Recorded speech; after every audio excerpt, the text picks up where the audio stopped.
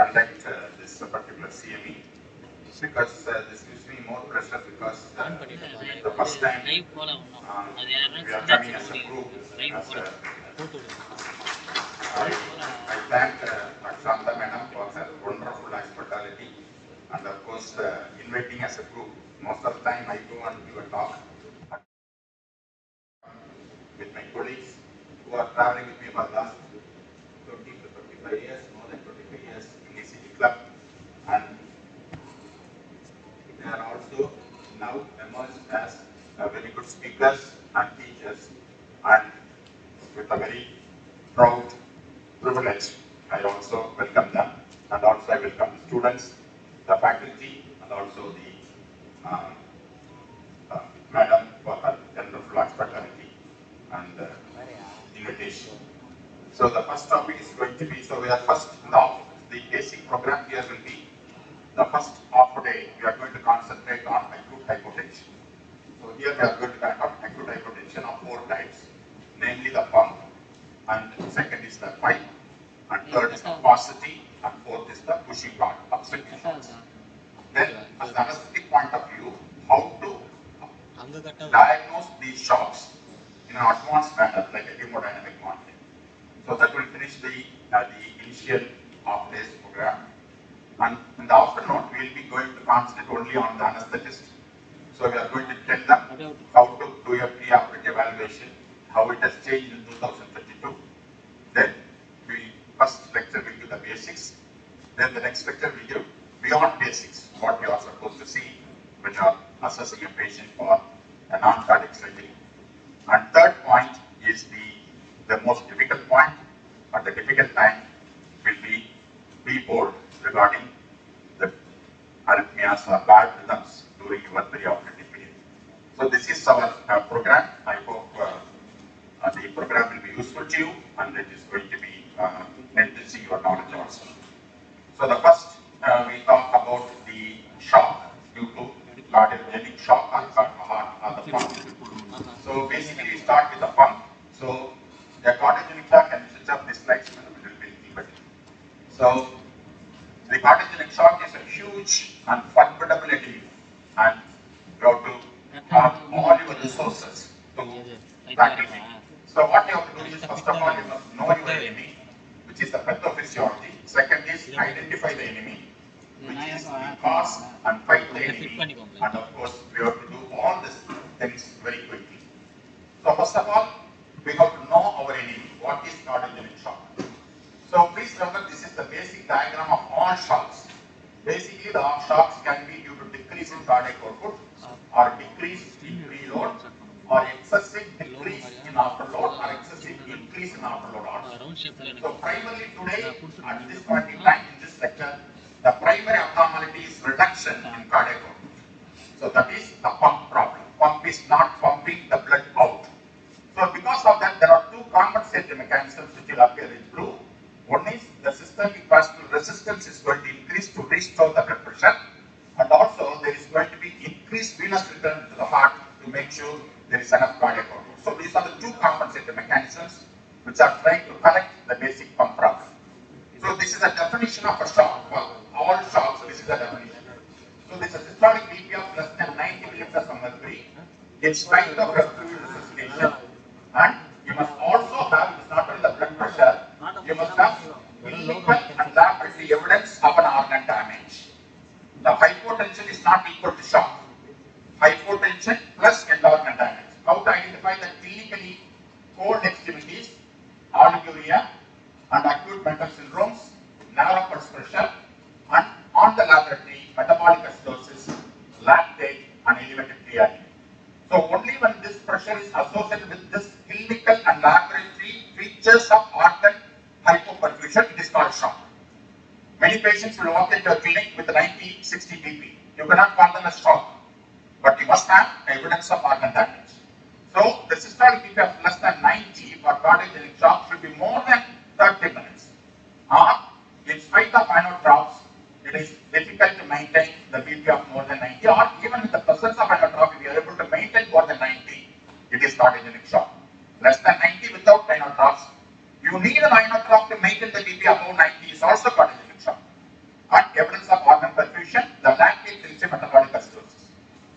this is tells you it's a shock. Then outer side is cardiogenic shock. For that we need the cardiac output should be reduced. So because the pump is not pumping, so the cardiac output should be less than 1.8 per liter per minute per meter square. Or this is called cardiac output. This is a very important index. We'll tell you something about it. Less than 0.6 watts. And pulmonary capillary wedge pressure and pulmonary artery percentile index will tell you the phenotype of shock. Increase in pulmonary capillary wedge pressure tells the shock is on the left side. Increase in pulmonary artery percentile index tells you the shock is on the right side. So the phenotyping of a shock depends upon PCP and pulmonary artery percentile. So please remember, even with a normal blood pressure, patient can have a shock. Patient can have 100 millimeters of mercury if your artery flowing and all these things are flowing. But he is got the evidence of organ damage, organ perfusion, still it is a shock. So not all hypotension are shock, not all shocks produce hypotension. So this is what we have to understand first. So there is a huge list of the cardiogenic shock. It can be left ventricular failure due to many causes, right ventricular failure due to many causes. It can be due to arrhythmia, it may be due to pericardial disease, and many drugs today, calcium channel blockers, beta blockers, especially chemotherapeutic agents in cancer can produce shock, and significant acute valvular malfunction can produce shock. So all these conditions can produce shock. But the most important cause of shock is acute coronary syndrome. In acute coronary syndrome, it is STEMI is the most important cause of cardiogenic shock. So it is acute coronary syndrome.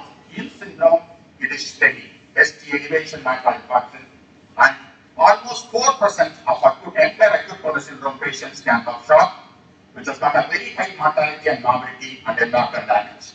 To define or to have a shock in an acute coronary syndrome, at least 40% of the myocardium should have been damaged. So when you have a shock, it means that 40% of myocardium have been damaged. So in acute coronary syndrome, as the patient gets admitted itself, how will you know this acute coronary syndrome patient is going to develop a shock? These are the risk factors starting from age. Elderly age, anterior MI. Systolic BP, admitting systolic BP of less than 120. Heart failure, prior heart failure. Diabetes mellitus, either bradycardia or tachycardia.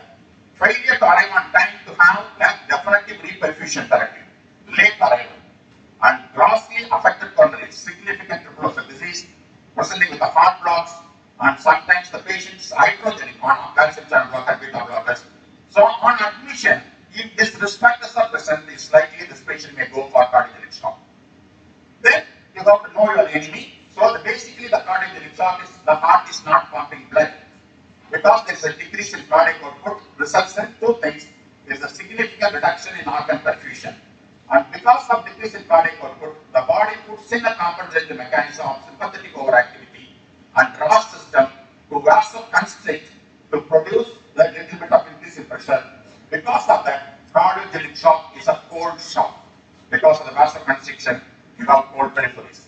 Once there is organ perfusion, what happens is it induces ischemia and inflammation of all organs. So it is primarily not shock alone. There is like sepsis, you have systemic inflammatory response syndrome also in a cardiogenic shock, which will further produce leaky vessels, decrease oxygen to the tissues, and in addition to endothelial damage. So in addition to all the shocks which are going on, this has also contribute to cardiogenic shock. And of course, this is the compensatory mechanism of activation of sympathetic system, RAS system, and trying to increase vasoconstriction, venoconstriction. They are trying to increase your preload to increase the cardiac output. So increasing preload is trying to increase the cardiac output. Increase in afterload is trying to increase the cardiac output, and you have damage to the end organ. So now you know your enemy. Who is your enemy? Cardiogenic shock, what is the definition, what are the causes, what is the pathophysiology? Then how to identify this as shock first? This is CCTVR. CCTVR is the algorithm to identify clinically a shock. C stands for color, other C stands for capillary refilling time, T for temperature, and 4 for pulse volume, and R for the pulse rate. In cardiogenic shock, the color is less, the patient is pale, and capillary and temperature is less, the patient is cold, and the pulse volume is low, 30 pulse. Two things are increased. One is capillary refill time is increased, and the heart rate is increased. So 2 things are increased, 3 things are reduced. So this is CCVTR in your cardiogenic shock. To identify clinically, it is a cardiogenic shock clinically. The most important presentation in cardiogenic shock, I told you, it is STEMI. So acute chest pain patient with shock, you know definitely almost 70 to 80% times you are dealing with cardiogenic shock and it is going to be acute coronary syndrome. So sometimes the patient can come to the heart failure, either because of a left heart failure or pulmonary venous condition presenting with paroxysmal dyspnea, orthopnea, and also acute pulmonary edema with wet lungs. It can be, you know, that this shock is due to left heart failure. Whereas the patient comes with elevated JVP and edema, ascites, and he comes with a shock, you know, the shock is due to right heart failure. When it has got both, it's got wet lungs as well as wet peripheries, you know, the combination of right heart failure and left heart failure producing a shock. Very simple clinical examination is when the patient comes in with a shock and the patient is sitting with you with a lot of discomfort and the patient has got no blood pressure, as I told you, CCGVR, and you see the JVP is so full with a shock, you know it is definitely cardiac. So whenever the JVP is full with shock, it is cardiac. Either it can be a myocardial or pericardial. So that is the most important clinical examination to tell you immediately, without any investigation, you are dealing with a cardiogenic shock. And of course, the auscultation will have diminished heart sounds. Third heart sound is a sign of heart failure, and you have the systolic murmur because of the valvular involvement, pericardial drum in the beyond the pericardial disease, and bilateral coarse crepitations will tell you there is a pulmonary venous congestion. And so now you have to have 3 things to know. What will be the mortality? What will be the prognosis? 3 things you are looking at. One is hypotension. Second is hypoperfusion of organs. And third is respiratory distress because of left heart failure. When the patient presents with hypotension alone, without increase in blood pressure or increase in tissue organ perfusion, the mortality is 21% only. Pure hypotension with no hypoperfusion. Whereas it comes with hypotension plus increased capillary wedge pressure or pulmonary edema, then his mortality jumps to 22%. But the most important thing which increases the mortality is tissue hypoperfusion. This is what I told you, how to recognize clinically, how to recognize by laboratory wise. So whenever hypotension is accompanied by hypoperfusion, the mortality jumps to 60%. When all the 3 things are present, respiratory distress, hypotension, and hypoperfusion, you have highest mortality. So with simple things, you know, that you can predict the prognosis in a patient. The most important thing in acute chest pain with cardiogenic shock is electrocardiogram. It can be either huge ST elevation MI, this is a ST elevation MI, or in the inferior wall infarction also can produce shock, but the different problem between antral wall infarction and inferior wall infarction is in antral wall infarction the whole myocardium is dead and not contracting, whereas in inferior wall infarction, because of the associated right ventricular infarction, there is shock. So here the treatment of shock is inotrops or putting a thrombolysis or PCI. Here also it is PCI, but here you have to give a lot of fluids. So that's the difference between shock and right heart failure due to inferior wall infarction and right ventricular. So the patient also comes with the extensive ST segment depression. So the extensive ST segment depression will do it's a non-ST elevation situation.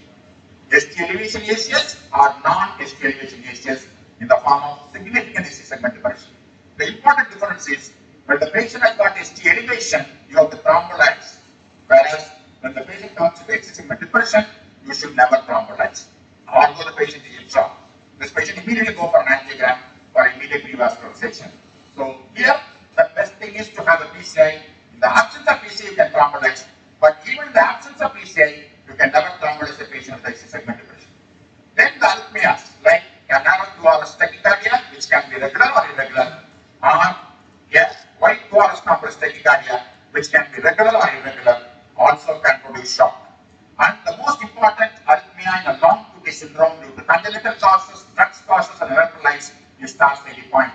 Polymorphic ventricular tachycardia is once again can be producing shock because of this type of polymorphic VT, not necessarily Tarski point. Yes, classical polymorphic VT is a very good sign of acute ischemic episodes. So that is also can produce shock. Bradycardia, signs of bradycardia, various forms of heart blocks, complete heart blocks can also produce shock. So all these things can produce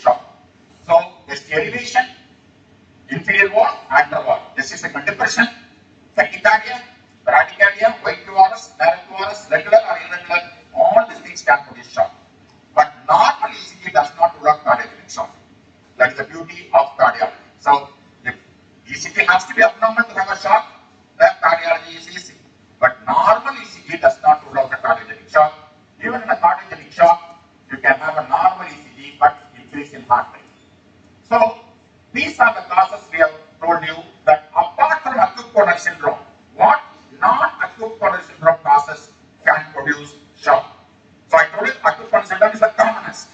But apart from that, a primary pump failure due to acute myocarditis or cardiomyopathy, significant outflow obstruction in the form of hypertrophic cardiomyopathy or aortic stenosis, acute pulmonary regurgitation due to AR or MR, or a bradyarrhythmias, tachyarrhythmias we have told you, aortic dissection, pericardial diseases, and drug toxicity are non-coronary causes of cardiogenic shock. Then we come to how to recognize the pump failure. So the cardiogenic shock, how to recognize the pump, whether it's LV, RV, or the valve.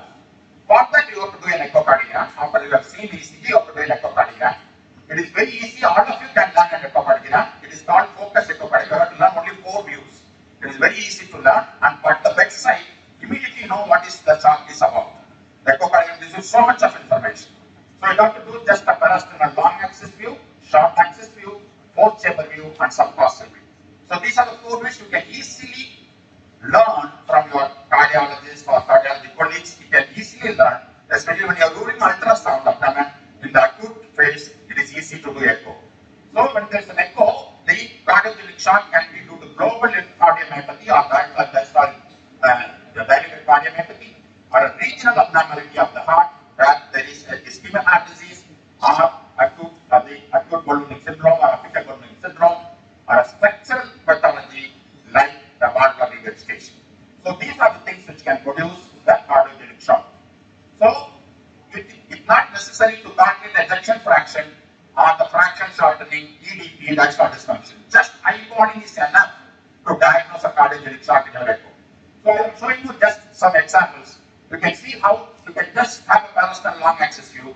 You can see how normally the heart is contracting, and look at the thickness of the vessel of the walls of the heart, and you look at here.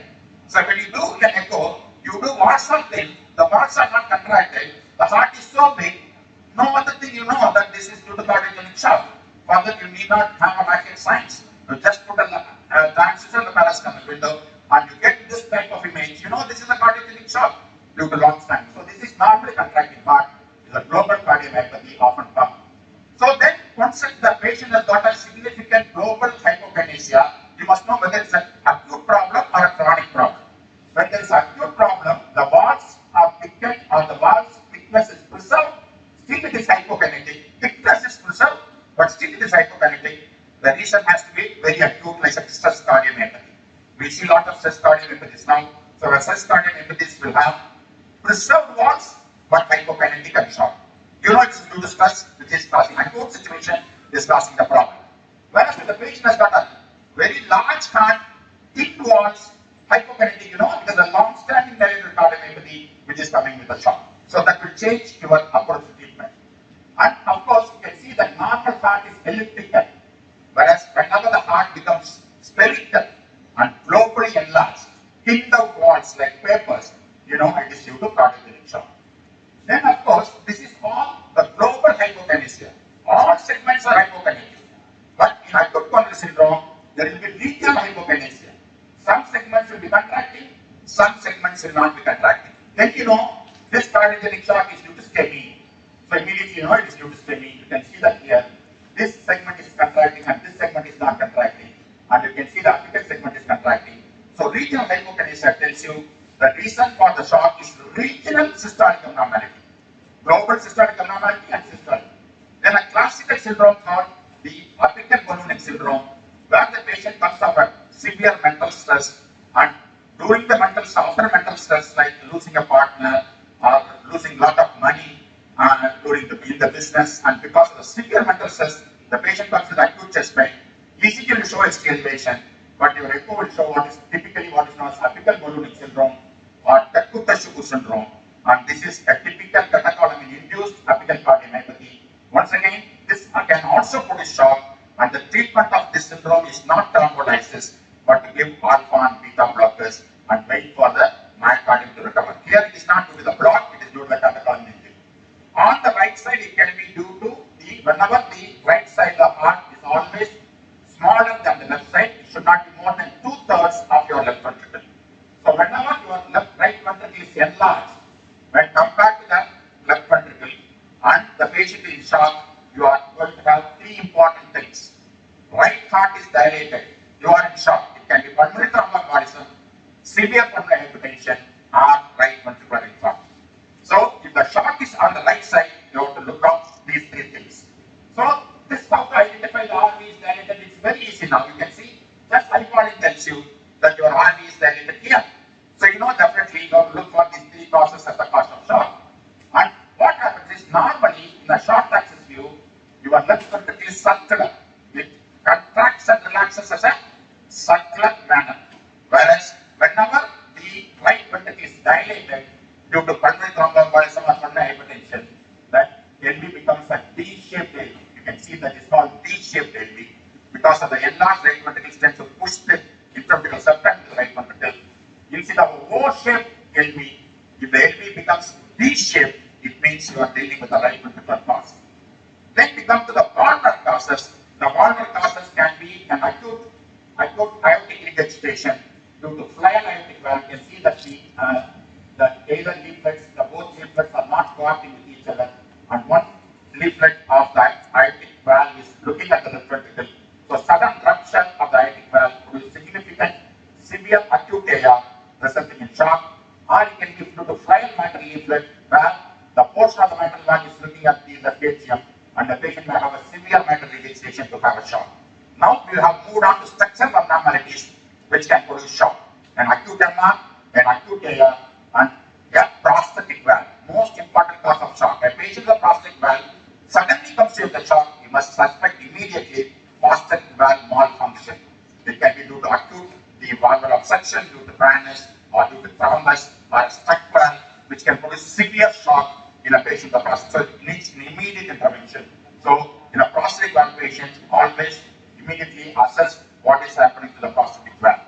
And in acute myocardial infarction, if you have a systolic movement and the patient is shocked, it may be due to the ventricular septum rupture.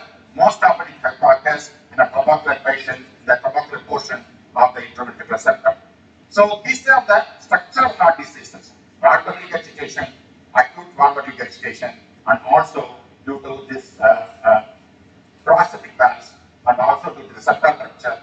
All these things can produce a very important echocardiographic evidence will tell you what type of shock you are dealing with, and it will plan prognosis.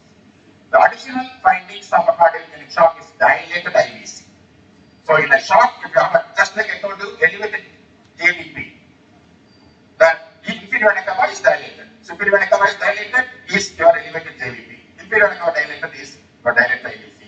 And you look at the lung ultrasound, it can be number of V lines. So this is the additional findings which will tell you you are dealing with a cardiogenic shock. In other type of shock, the IVC may not be dilated. The IVC is quite dilated in a shock. JVP is elevated in a shock. Then you know, not only this due to shock, when the IVC and JVP is elevated, the additional finding is your shock is on the right side. Your shock is going to be on the right side problem. So that will tell you an answer. Whereas when you have a V lines in your lung ultrasound, you know it is due to pulmonary venous congestion, and you know the shock is on the left side. So this will corroborate your evidence on the left side. So this is the additional finding to diagnose right side and the left side. V lines for the left side and the IVC for the right side. And of course, the important thing is in any acute coronary syndrome, in any acute shock, we do a triple rule out. Triple rule out is acute coronary syndrome. First, acute coronary syndrome. Second is acute dissection. And third is pulmonary embolism. So in acute shock, these are the triple rule out. You rule out dissection, you rule out ACS, and you rule out pulmonary embolism in any acute shock with dyspnea and chest pain. Then we come to the hemodynamic parameters. I told you about the cardiac power output, which is calculated by multiplying mean artery pressure in the cardiac output and divided by this number, and this tells you whenever the cardiac output is reduced, the shock is on the left side. Whenever pulmonary artery percentile index is reduced, which is nothing but systolic pulmonary artery pressure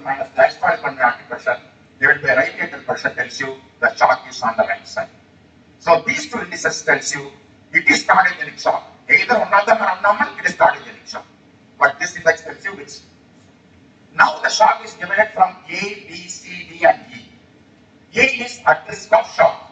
When acute coronary syndrome patient comes, I told you the number of factors which can produce shock. That patient is in stage A. When the patient develops hypotension only, without any organ perfusion abnormality, he is at the beginning of shock. The mortality is 5 to 10%. Hypotension only. I told you hypotension, no respiratory distress, no hypoperfusion. He is B. Whereas a classical shock is C. That means he has got low blood pressure, the mean artery pressure is less than 60, cardiac index is low, wedge pressure is high on the left side, and pulmonary pressure index and the power output are going to be abnormal, depending upon whether it's the right heart or left heart that goes. In addition to that, this constitutes a cardiogenic shock. And what constitutes a shock? Organ perfusion abnormality. How to identify organ perfusion abnormality? Increase in lactate, increase in creatinine, drop in GFR, elevated liver function test, elevated BNP, and the earliest renal involvement can be assessed not by creatinine, it is only by eGFR, or better parameters will be cystatin and NCALs. We'll tell you the earliest evidence of renal involvement in a cardiogenic shock. So this is a classical cardiogenic shock where you have hypotension and you have abnormal cardiac problems and also the tissue perfusion abnormality. And if the patient is deteriorating in spite of all your enhanced treatment plans, the patient is not improving at all, he is deteriorating. And the extreme is that the patient is dead and you are doing repeated CPRs to revive the patient. So this is ABCD of shock. And of course, that the most important thing to diagnose cardiogenic shock is pulmonary artery pulsatility index, which is less than 1.85, tells you what's on the right side. Cardiac output less than 0.6 tells you that the patient's shock is on the left side. So previously we used to use this Swan-Ganz catheter, and of course today at the bedside echo gives you a lot of information about almost all pressures we were estimating through the pulmonary capillary wedge pressures. You can get RV systolic pressure, PA systolic pressure, RA pressure, LA pressure, LV anti-systolic pressure, and the RV output, LV output, stroke volume. All this can be calculated at bedside by echocardiogram now. So a good echocardiogram will give you almost all parameters which we are able to get through invasive methods. Don't forget drug history in any patient with a cardiogenic shock, because calcium channel blockers, beta blockers, nitrates, and also chemotherapeutic agents are important cause of shock. So now we come to the last part. We have to fight the enemy now. We have identified the enemy, now we have to fight the enemy. So we have three musketeers. One is treat the cause of cardiogenic shock. The most important cardiogenic shock is STEMI. The most important treatment for STEMI shock is percutaneous coronary intervention, PCI, primary PCI. Usually we say the thrombolytic therapy do not work here. So even though it takes more time than the available time of 120 minutes, that's the rule we say between thrombolysis and PCI. Even though it takes more than 130 minutes to do a PCI, if it is due to cardiogenic shock, you have to send them for a PCI, because thrombolytic therapy may not work. That is the treating the STEMI. And of course, on RV infarction, fluids. The shock is due to RV, due to inferior wall infarction, it is fluids. Apart from PCI, you have to open the artery and then give fluids. Then of course, if the PCI is not available at all, you have to do immediately give inotropic agents, improve the blood pressure, and of course do a thrombolytic therapy. But that thrombolytic therapy should be tenecteplase, not streptomycin. If you have no PCI, try to improve your BP quickly. Once you increase the BP, then you have to give a thrombolytic. There is a slight difference, because you have to have a circulation for the thrombolytic therapy to work. So that's why you put an inotrop, increase the BP a little bit, then give a thrombolytic therapy if PCI is not available. And when the patient has got arrhythmia, it is always when the patient is in shock. Tachycardia, it is cardioversion or defibrillation. You have bradycardia, it's a pacemaker. The patient has gone for a arrest, it is a cardiocirculatory resuscitation. So if it is a partner problem or the mechanical problem, correct the partner problem, replace mitral valve, replace aortic valve, and close the ventricular rupture if it is a mechanical problem. So here you have treated the cause, that is either the acute coronary syndrome or a structural problem, you have to keep it. Then you have to maintain the cardiac output by inotropic. So please remember, although it's a cardiogenic shock, you should not miss a hypovolemic shock in a cardiogenic shock. So the hypertension, over certain period, certain portion of patients may still have hypovolemia. So make sure you do not miss the hypovolemia, because say a very simple thing is that you think it's a cardiogenic shock, but you think you see IVC is collapsed. The paradoxical situation, isn't it? So you think it's a cardiogenic shock, but your IVC is collapsed. Then you know it maybe a hypovolemic component is there in the cardiogenic shock. So you have to give fluids in that patient, carefully by managing the respiration. So here the most important thing is your JVP is flat and IVC is collapsed. Otherwise a cardiogenic shock patient, then you think of giving fluids and not necessarily always positive inotropic agents. We have a number of positive inotropic agents which can act differently on alpha receptors and beta receptors. So something is acting on the alpha receptor, something is acting on the beta receptor. I want to tell three important things apart from all these methomimetic agents are the vasopressin, which is a V1 agonist, which is going to produce significant vasoconstriction, primary application septic shock. Milrinone is PD5 inhibitor, which increases the cyclic AMP in the reverse way and not acting to the beta receptors. And levosimendan is a calcium sensitizer. So these are the three important positive inotropic agents other than your regular noradrenaline, dopamine, and dobutamine. So how to actually with all this, how to manage the shock with positive inotropic agents? If there is a cardiogenic shock and the BP is less than 90, the first choice is noradrenaline. No doubt about that. And of course, if it is a cardiogenic, if it is not increasing, you can give vasopressin. And the dopamine has got less evidence when compared to noradrenaline now. If the BP becomes more than 90, look at whether the patient is on a beta blocker, not on a beta blocker. If the patient is on a beta blocker, it is always milrinone and levosimendan, because beta blocker would have blocked the beta receptors. If you give dopamine, it may not work. So on a beta blocker, it should be milrinone or levosimendan. If the beta blocker is there, then dobutamine, and if this arrhythmia, treat arrhythmias. And of course, if the patient has got arrhythmias because of the dobutamine, then you can switch over to levosimendan. So it's a very simple approach to a cardiogenic shock about inotropic agent.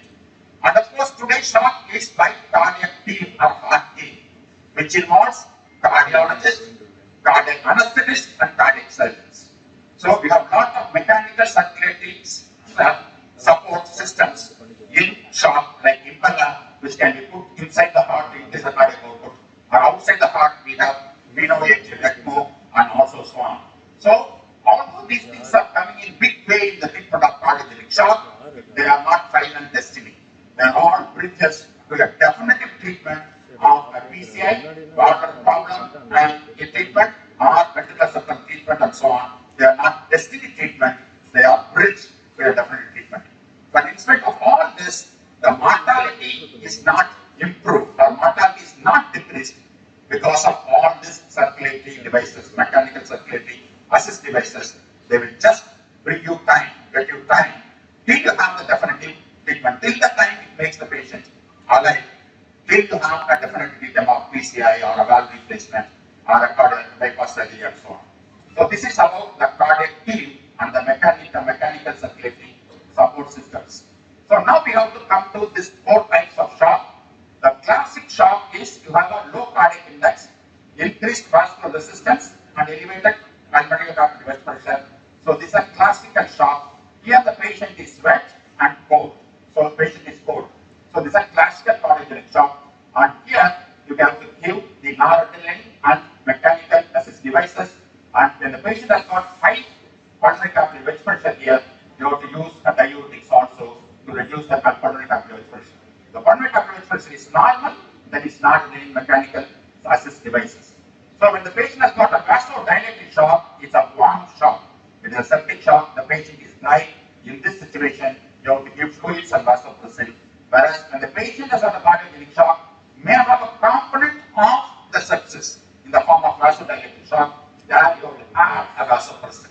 So in this way, it can be a euvolemic shock without increase in pulmonary artery vessel pressure, or it can be a classical shock with increase in pulmonary artery vessel pressure, or it is a pure vasodilated shock, or it can be a combination of cardiogenic shock plus some amount of septic shock which is in. So this is the effect. The last thing is to increase the maximum oxygen delivery. So the maximum oxygen delivery can be given by preferably non-invasive ventilation rather than invasive ventilation. So today's preferred is a non-invasive ventilation to improve the oxygen delivery so that you have to maintain your oxygen saturation more than 95. With all this I told you, the time is essence. Although I have taken 30 minutes to explain all this, you must do all these things within few minutes. So that is the essence of treatment of cardiogenic shock. So to give you three takeaways that when we are going to think of a pump problem, clinically, when the patient comes with a shock with acute chest pain, dyspnea, he comes with a palpitation, he comes with a syncope, is a cardiac arrest survivor, you look at the JVP which is elevated. When you auscultate, you put up the third heart sound, the wet lungs, the heart sounds are decreased, and it's a known case of left ventricular dysfunction or cardiomyopathy. So these are the clinical clues to say that this patient may have a cardiogenic shock. The clinical.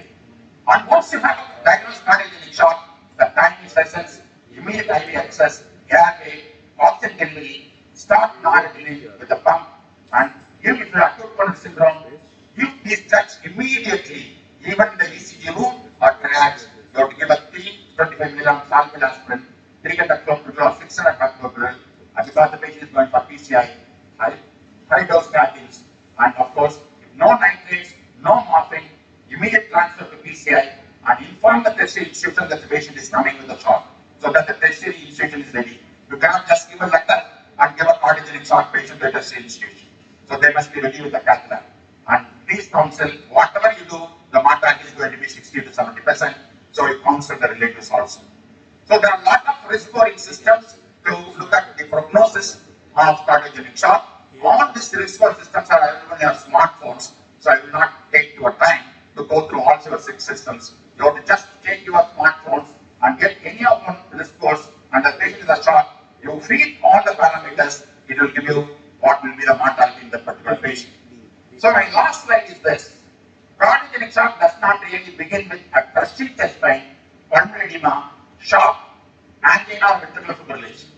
But many years ago, a subtle change in risk factor. The patient is becoming obese, patient is smoking, patient is hypertensive, patient is diabetic. Many years ago, you leave all that and you see a patient with a cardiogenic shock. So prevent cardiogenic shock, but early detecting and treating risk factors, thereby preventing a huge cardiac problem which can produce cardiogenic shock. So my last message is to prevent cardiogenic shock rather than treat one by early taking care of all your risk factors. Thank you for your patience.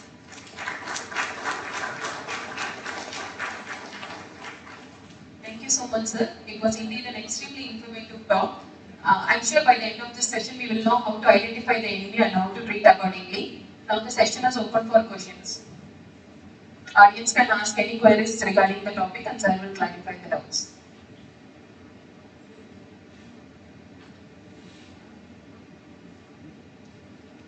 Yes, everything is understood.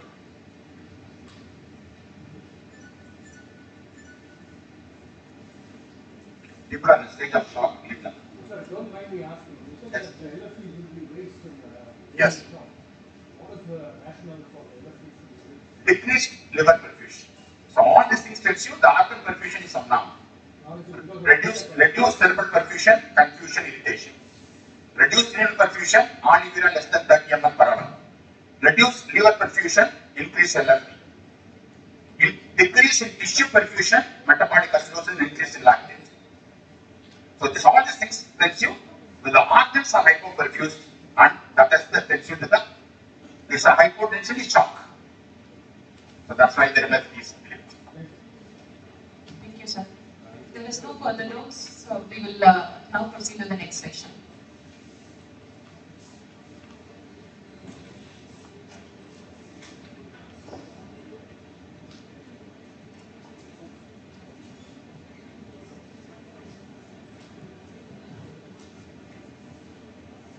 May I call upon the next speaker for today's program, Dr. L. Muthamani sir, to give us valuable insights on vascular causes for acute hypertension.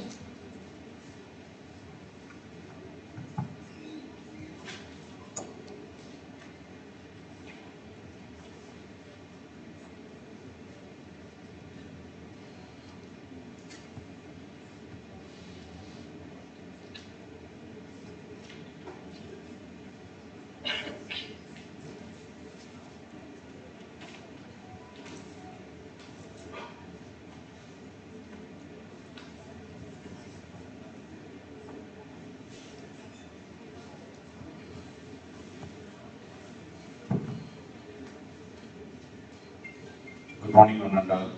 At the outset, I would like to thank the organizing committee, particularly Professor Shanta Bhathiman Madam, for having inviting us to give us this talk. And whatever I learn and whatever I teach, all because of my teacher and mentor, Professor MC Sir. So greetings from the ECG and Echo Club of Trichy. Knowledge dispersion is the ultimate. This is the motto of our club. So I am going to talk about the vascular causes of acute hypotension. So this is the pathway, pathophysiology, definition, classification, SIRS, sepsis, modes, septic shock, anaphylactic shock, neurogenic shock, toxin-induced and endocrine shock, and finally some takeaways. So this simply called as distributive shock, that is vascular cause of acute hypotension. So distributive shock is one of the classification of shock, where it is the failure of the ability to maintain the total peripheral resistance with maintained cardiac function attempting to compensate. So as I already previously told, hypotension is not equal to shock. Shock should have some endocrine perfusion abnormalities. So the cardiac output is, blood pressure is equal to cardiac output is equal to blood pressure into peripheral vascular resistance. So the peripheral vascular resistance reduces the cardiac output attempts to compensate. So severe peripheral vasodilatation is distributive shock. Otherwise, the inability of the volume to fill the space, that is relative hypovolemia, is the distributive shock. That is, the volume remains the same, but the container gets increased. That is relative hypovolemia. That is called distributive shock. So this is the thing. The key thing here is the vasodilatation. So this vasodilatation causes decrease in blood pressure, causing a hypoperfusion to the vital organs. So the shock is classified, distributive shock is classified into septic and non-septic. So there are a umpty number of causes for both the septic and non-septic. So these are gram-positive, negative, fungal, viral, parasitic, mycobacterium. And non-septic also there are a lot of causes, neurogenic, anaphylactic, the endocrine toxin-induced and all those things. So for the clinical purpose, we take some few important clinically relevant distributive shock types. One is systemic inflammatory response syndrome, septic shock, neurogenic shock, anaphylactic shock, drug and toxin induced and endocrine shock.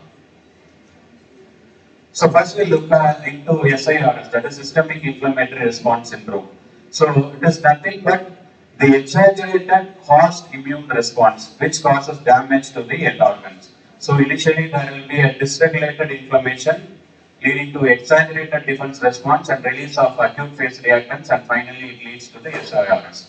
So this is nothing but an exaggerated autoimmune like thing. So the exaggerated immune response causes damage to our own organs. So this is a little busy slide. So this shows all this infective, non-infective process with the release of all these mediators and finally leading to the endothelial and tissue damage. So there is a definition of SIRS. So any of the two should be present. Temperature over 38 or under 36, heart rate more than 90, respiratory rate more than 20 or PaCO2 less than 32, leukocyte more than 12,000, less than 4,000. So either hypothermia or hyperthermia, tachycardia, so leukopenia or leukocytosis, and tachypnea. So these are the four things. So any two of them, if it is present, it is the definition for SIRS. So SIRS is exaggerated defense response of the body by a noxious stressor, infection, trauma, ischemia, etc. SIRS plus an infection is called sepsis. So sepsis is nothing but an infective component producing a SIRS. So severe sepsis means sepsis with one or more end organ failure. So septic shock, I will define septic shock in further slide. So almost all septic patients have SIRS, but not all SIRS patients are septic. So SIRS is a major thing. If the infective component is present, it is called sepsis. So all sepsis there will be some SIRS, but all SIRS there will not be sepsis. So because burns, pancreatitis, all those things can cause SIRS. But in sepsis, there should be a component of infection. So these are the etiological classification: damage associated molecular pattern, pathogen associated molecular pattern. So there's a lot of list in this. So multi-organ dysfunction, this is one of the spectrum of SIRS, sepsis and all those things. So progressive organ dysfunction in an acutely ill patient requiring intervention, classified into two things, primary modes and secondary modes.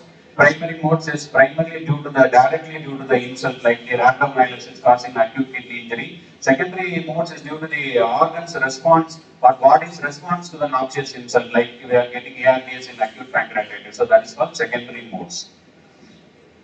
So these are the parameters, the organ specific parameters. In respiratory, it is the PaO to FaO2 ratio, hematology platelet count, liver serum bilirubin, renal serum creatinine, brain GCS score, cardiovascular hypertension, vasopressor requirement.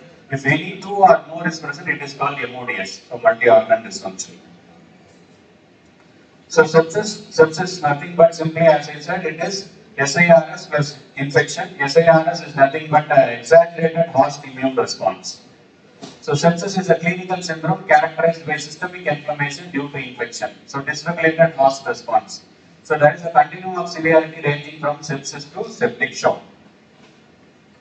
So this is the thing. Initially there will be an infection, bacteremia, sepsis, septic shock, and the modes is not a consequence of septic shock. Directly bacteremia, infection, sepsis, or anything can cause multi-organ dysfunction. So multi-organ dysfunction is a common phenomenon.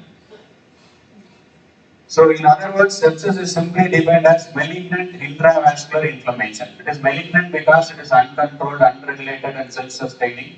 Intravascular because all these things occurs within the vascular compartment. Inflammatory, it is due to because the exaggeration of the normal host immune response. So the final thing, the final problem of the shock and all those things is decreased oxygen extraction. So this is the main thing. In all other shock, this is the main problem. In septic shock also, this is the problem. So increase the oxygen exchange is decreased. So finally, the tissue oxygen delivery is insufficient to support the normal cellular function. So this is the final problem which you should prevent from occurring. So septic shock is a subset of sepsis. So sepsis is infection plus SIRS. So septic shock, despite adequate fluid resuscitation, inability to maintain a mean arterial pressure of more than 65 and a lactate of less than 2 without use of vasopressor. So this is the definition of septic shock. So inability to maintain a mean arterial pressure of more than or equal to 65 and a lactate level of less than 2. So normally the lactate should be less than 2 and the mean arterial pressure should be more than 65. If you are not able to maintain the mean arterial pressure and the normal lactate levels without the use of vasopressor. So if you use a vasopressor to maintain a lactate level of less than 2 and a mean arterial pressure of more than 65, it is called septic shock. Simply, if the condition warrants the use of a vasopressor, that is called shock. In the presence of sepsis, it is called septic shock. So in septic shock, if you use a vasopressor to maintain a mean arterial pressure of 65 and a lactate of less than 2, it is called shock, septic shock. So the most common cause of distributive shock is septic shock. So how to manage the septic shock? So the priorities are stabilizing the respiration and establishing the venous access. So stabilizing the respiration, securing the airway and correcting hypoxemia. So it is similar for all the emergencies, all the ABCs. So these are the steps in the management of septic shock: immediate evaluation and management, initial resuscitation therapy, monitoring response, focus identification and source control. So what to do with patients who fail with the initial therapy and what to do with patients who improve, and finally some supportive therapies. So this is the first and foremost thing. So any resuscitation, the airway and breathing comes as the first foremost thing. So we have to give supplemental oxygen, target values between 90 and 96%, intubation and mechanical ventilation if required. So as far as possible, we have to use the non-invasive thing. If the condition warrants, we can go for invasive mechanical ventilation. So establishing the venous access is also very important thing in any point of any case of shock, because in shock it is very difficult to identify the venous veins, peripheral veins, it will be cold and clammy. So the first and foremost things is used to establish the venous access. Peripheral venous access is sufficient for initial resuscitation, but the preferred thing is central venous catheter, because we can infuse fluids, take blood samples, give inotropes, and lot of advantages are there. But don't waste time in a shock patient by trying to put a center line. So if you are not mastering in putting the center line, and don't wait for putting the center line because you think center line will be a better option than peripheral line, and don't wait for the expert to come and put the center line. So even peripheral line with a white bore cannula is enough for giving fluids, noradrenaline and all the antibiotics. antibiotics and other things. So in the establishing the venous access is the prime important rather than getting a central line done. It can be also done in a later time. And in the height and poisons law, everyone since most of you are anesthetists, the flow is directly proportional to the radius and inversely proportional to the length. So the length is increased, the flow will decrease. So obviously, a wide bore peripheral cannula will be a better option for resuscitation rather than a small bore central cannula. So initial investigations. So this should be done within 45 minutes of presentation. Should not delay the administration of fluids and antibiotics. CBC, RFT, LFT, coagulation studies including D-dimer level, serum lactate. So don't wait for doing other things for the investigation. So don't wait only after taking investigation you have to give other things and all. So everything should be done in a phased manner or sequential manner. So don't wait if you're not having a CBC tube or if you're not having a ED tube. So don't wait all those things. So give priority to take investigation, but don't delay the administration of the fluids, antibiotics, and vasopressors. So the other initial investigations are peripheral blood cultures, aerobic and anaerobic cultures from at least 2 different sites, urine analysis and cultures, sputum, urine, intravascular. Don't take all cultures for single patient. So all these things that is burdening to the patient, you have to take. If you are suspecting a urosepsis, the urine culture should be taken first. So ABG imaging targeted at the suspected site of infection like chest X-ray. For example, if you have a DKA patient, you should chest X-ray and urine routine should be a mandatory for a DKA patient. So procalcitonin, so this is used for de-escalating antibiotic therapy with community-acquired pneumonia and respiratory tract infection. So the initial investigation should be done for all suspected sepsis, septic shock. So golden hour, so as we know that the door to balloon time, no to needle time in cardiology and the stroke, we have now the stroke program within 4.5 hours, we are thrombolizing, so all those things are taken into golden hour. You also have a golden hour in sepsis, that is septic shock. So there is also a golden hour in septic shock. That is within the first hour we have to do 2 things. One is the administration of the IV fluids and other one is the administration of antibiotics. So antibiotics and IV fluids. So balanced crystalloid or normal saline 30 ml per kg body weight started by 1 hour and completed within first 3 hours following presentation. So the maximum amount is 30 ml per kg should be given started within 1 hour and it should be given within 3 hours. So there is no hard and fast rule. So don't give for all patients this fluid. Say for example, if a patient is having a septic shock, nothing prevents him from having a severe LV dysfunction. So there can be a combination of both septic shock and cardiogenic shock. So take care of the other things also. And for every bolus of 500 ml, look for the presence of pulmonary edema, look for the lung signs, look for the tachypnea, look for tachycardia, look for elevated neck veins, all those things. So you have to look for volume overload at every bolus. So this should be given as bolus of 500 ml, 500 ml, 500 ml like that. So next one is the empiric antibiotic therapy targeted at the suspected organisms and site of the infection. So for example, we have some protocols like above the abdomen, below the abdomen antibiotics. So there will be institutional protocols for all the abdomen. So for UTA we have some antibiotic. For respiratory tract we will have some antibiotics. For skin and soft tissue infection you have to cover the gram-positive organisms. So based on that you start the empiric antibiotic and the antibiotic should be preferably administered within the first hour. So that is to preferably after cultures. So it is always wise to take cultures before administering the antibiotics, but don't stick on to this. This is given in brackets because what happens most of the time if the patient is having abdominal infection and you want to take a stool culture, you will wait for the stool culture for administering antibiotics. So don't do like that. So if you have access, if you have time and if you have all those things to take the cultures, take cultures and administer antibiotic. If you think it will take some time to get the cultures done, don't worry about that, just start the empiric antibiotic.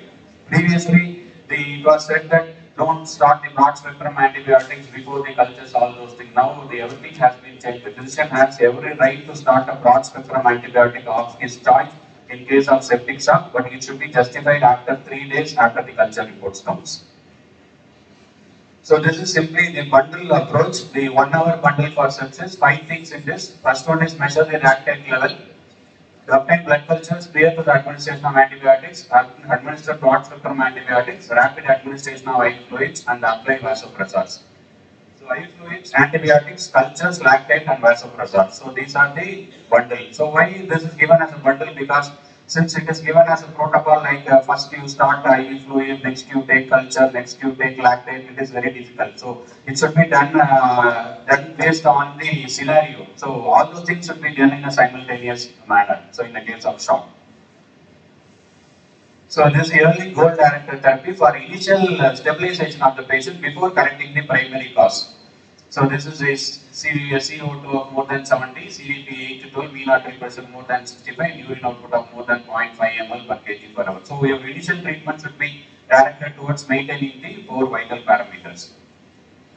So the antibiotic, how to choose the antibiotic? So you should take into account all these factors before choosing the antibiotic. Just because the patient is affordable and we are having some antibiotic like meropenem and Pimpas, it is not an indication to start the antibiotic. So the antibiotic should earn its indication. So site, as I previously said, the urinary tract we have most often the gram-negative organisms, skin and subcutaneous tissue we have gram-positive.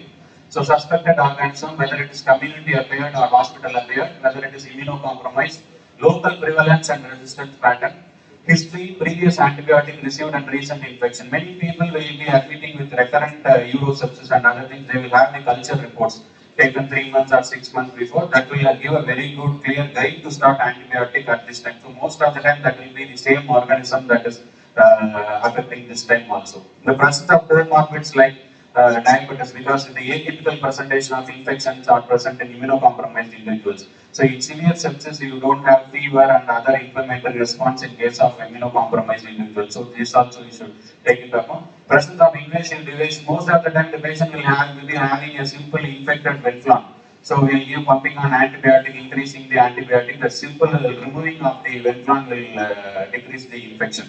So all those things should be done. So antibiotic should be tailored to each individual. So there is no single protocol or single antibiotic for a particular condition.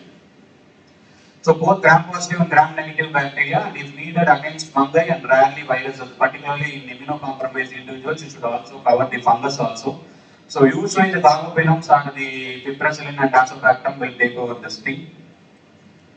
So next one is treating metabolic acidosis, and everyone know in all the literature says the metabolic acidosis you should treat give bicarbonate only if the pH is less than 7.1 or the bicarbonate level is less than 6 milliequivalent or less. So the dosage is 1 to 2 milliequivalent as IV bolus, repeat after 30 to 60 minutes if the pH is still below 7.1.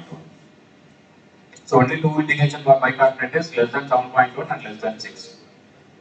So monitoring response, so you have given the initial treatment like giving IV fluids, giving antibiotics and the cultures and other things. So next you have to monitor the response, what happened to your condition. So that is, there are 3 types of monitoring: clinical monitoring, hemodynamic monitoring and laboratory parameters. So clinical monitoring, these are the parameters: mean arterial pressure, urine output, heart rate, respiratory rate, skin color, temperature, pulse oximetry and mental status. Among this, mean arterial pressure of more than 65 and urine output more than 0.5 ml per hour are the simple and common targets used in clinical practice. This mnemonic, as Sir previously told, this is simple though, you forget all those things, just remember this CCTVR, see the color, capillary fill time, the temperature, the volume and the rate. So hemodynamic response, there are dynamic and static parameters, the respiratory changes, radial artery pulse pressure, aortic flow velocity, all those things will be detailed by the next speaker. So simple thing, only one thing you keep in your mind, if the measurement of cardiac output or stroke volume may not be possible in a limited resource setting, if more than 15% increase in pulse pressure after a passive leg raise test for 60 to 90 seconds could indicate that the patient is fluid responsive. So I think this will also be dealt in detail by the next speaker. So these are the laboratory parameters, how to monitor the lactate clearance. The initial lactate minus lactate more than 2 hours by initial lactate into 100 is a potential marker for effective resuscitation. There are some controversies in measurement of lactate. In early part of sepsis, in profound sepsis also there will be some pitfalls in the using lactate. So don't believe completely on lactate, just keep it as a guide or a marker for the response. So routine laboratories, other things are platelet count, serum chemistries like enzymes, urea, creatinine, liver function tests, so microbiology, complete blood count and additional cultures, arterial blood gas. The simple decrease in total count will give a very clue that the patient is improving. So usually what happens in the ICU and setting where you have all the good monitors and other things, the most ignored investigation is the complete blood count. So you go and see daily LDH, daily D-dimer, all those sophisticated investigation, you will try to do the echo, bedside echo, everything, but you simply most of the time you forget the complete blood count. So complete blood count gives a very good clue, and you should look into the differentials also. So how is the differentials, how is the polymorphs, how is the lymphocytes, all those things will give a very good clue. So this is the core thing in management of septic shock. So whatever fluid you give, whatever inotropes you give, whatever broad spectrum antibiotic you give, if you don't identify the focus and if you don't clear the focus, it is very difficult to manage the septic shock. You cannot manage the septic shock. So identification it should be done within the first 12 hours. Imaging like CT, ultrasound, cultures, bronchial lavage, aspirating fluid collections or joints. And the source control should be done like the physical measure, removing the potential infected vascular access device. So as I said that the hemodialysis catheters, central venous catheters, the Foley's catheter, even simple Venflon, all those things can become a source of infection, and you suspect a source of infection after you have to first remove that. So the implantable devices and hardwares, the access drainage and percutaneous nephrostomy. So in most of the time in urosepsis patient will come with the pyelonephritis. So in the pyelonephritis you have to put a stent and you have to relieve the obstruction. Otherwise it is very difficult to manage the shock. So that thing you should give the priority. And in case of empyema, you should not wait and give antibiotics. So you should put an ICD, you have to take out the pus. And soft tissue debridement or amputation, particularly the common clinical scenario is the diabetic foot infection, where the patient will have a severe sepsis, cellulitis, and patient will also have a DKA and acetone positive. So both the surgeon will also will be reluctant to take the case, and the anesthetist will also deny just because of the acetone positive. But unless you reduce the infective source, it is very difficult to reduce the blood sugar, and very difficult to control the sepsis also. So the priority that should be given to remove the focus of sepsis. So you have given antibiotics, you have given cultures, you have taken lactate and given fluids, all those initial things are done. So there are, after you have done the monitoring, so you see whether the patient is responding or not. So what to do if the patients are not responding to the initial therapy? So you can try vasopressors and additional therapies like glucocorticoids, inotropic agents and heart cell transfusion. So norepinephrine is the first line agent in septic shock. So it should be individualized. So if the patient is having other coexisting shock also, you have to take into account, you decide the vasopressor. But norepinephrine is a broad spectrum inotrope. So if you don't know what is the cause of shock, and if you start norepinephrine, most of the time you will be right. So if you have some doubt or confusion whether to give dopamine, dopamine, all those things, if you have norepinephrine, start. So that is a indicated inotrope even in cardiogenic shock, even in hypovolemic shock, even in septic shock. All types of shock, norepinephrine is better. So if the patient is having significant tachycardia, vasopressin can be used. In bradycardia, dopamine can be used. But there is no concept of low dose dopamine for the purpose of renal protection, all those things.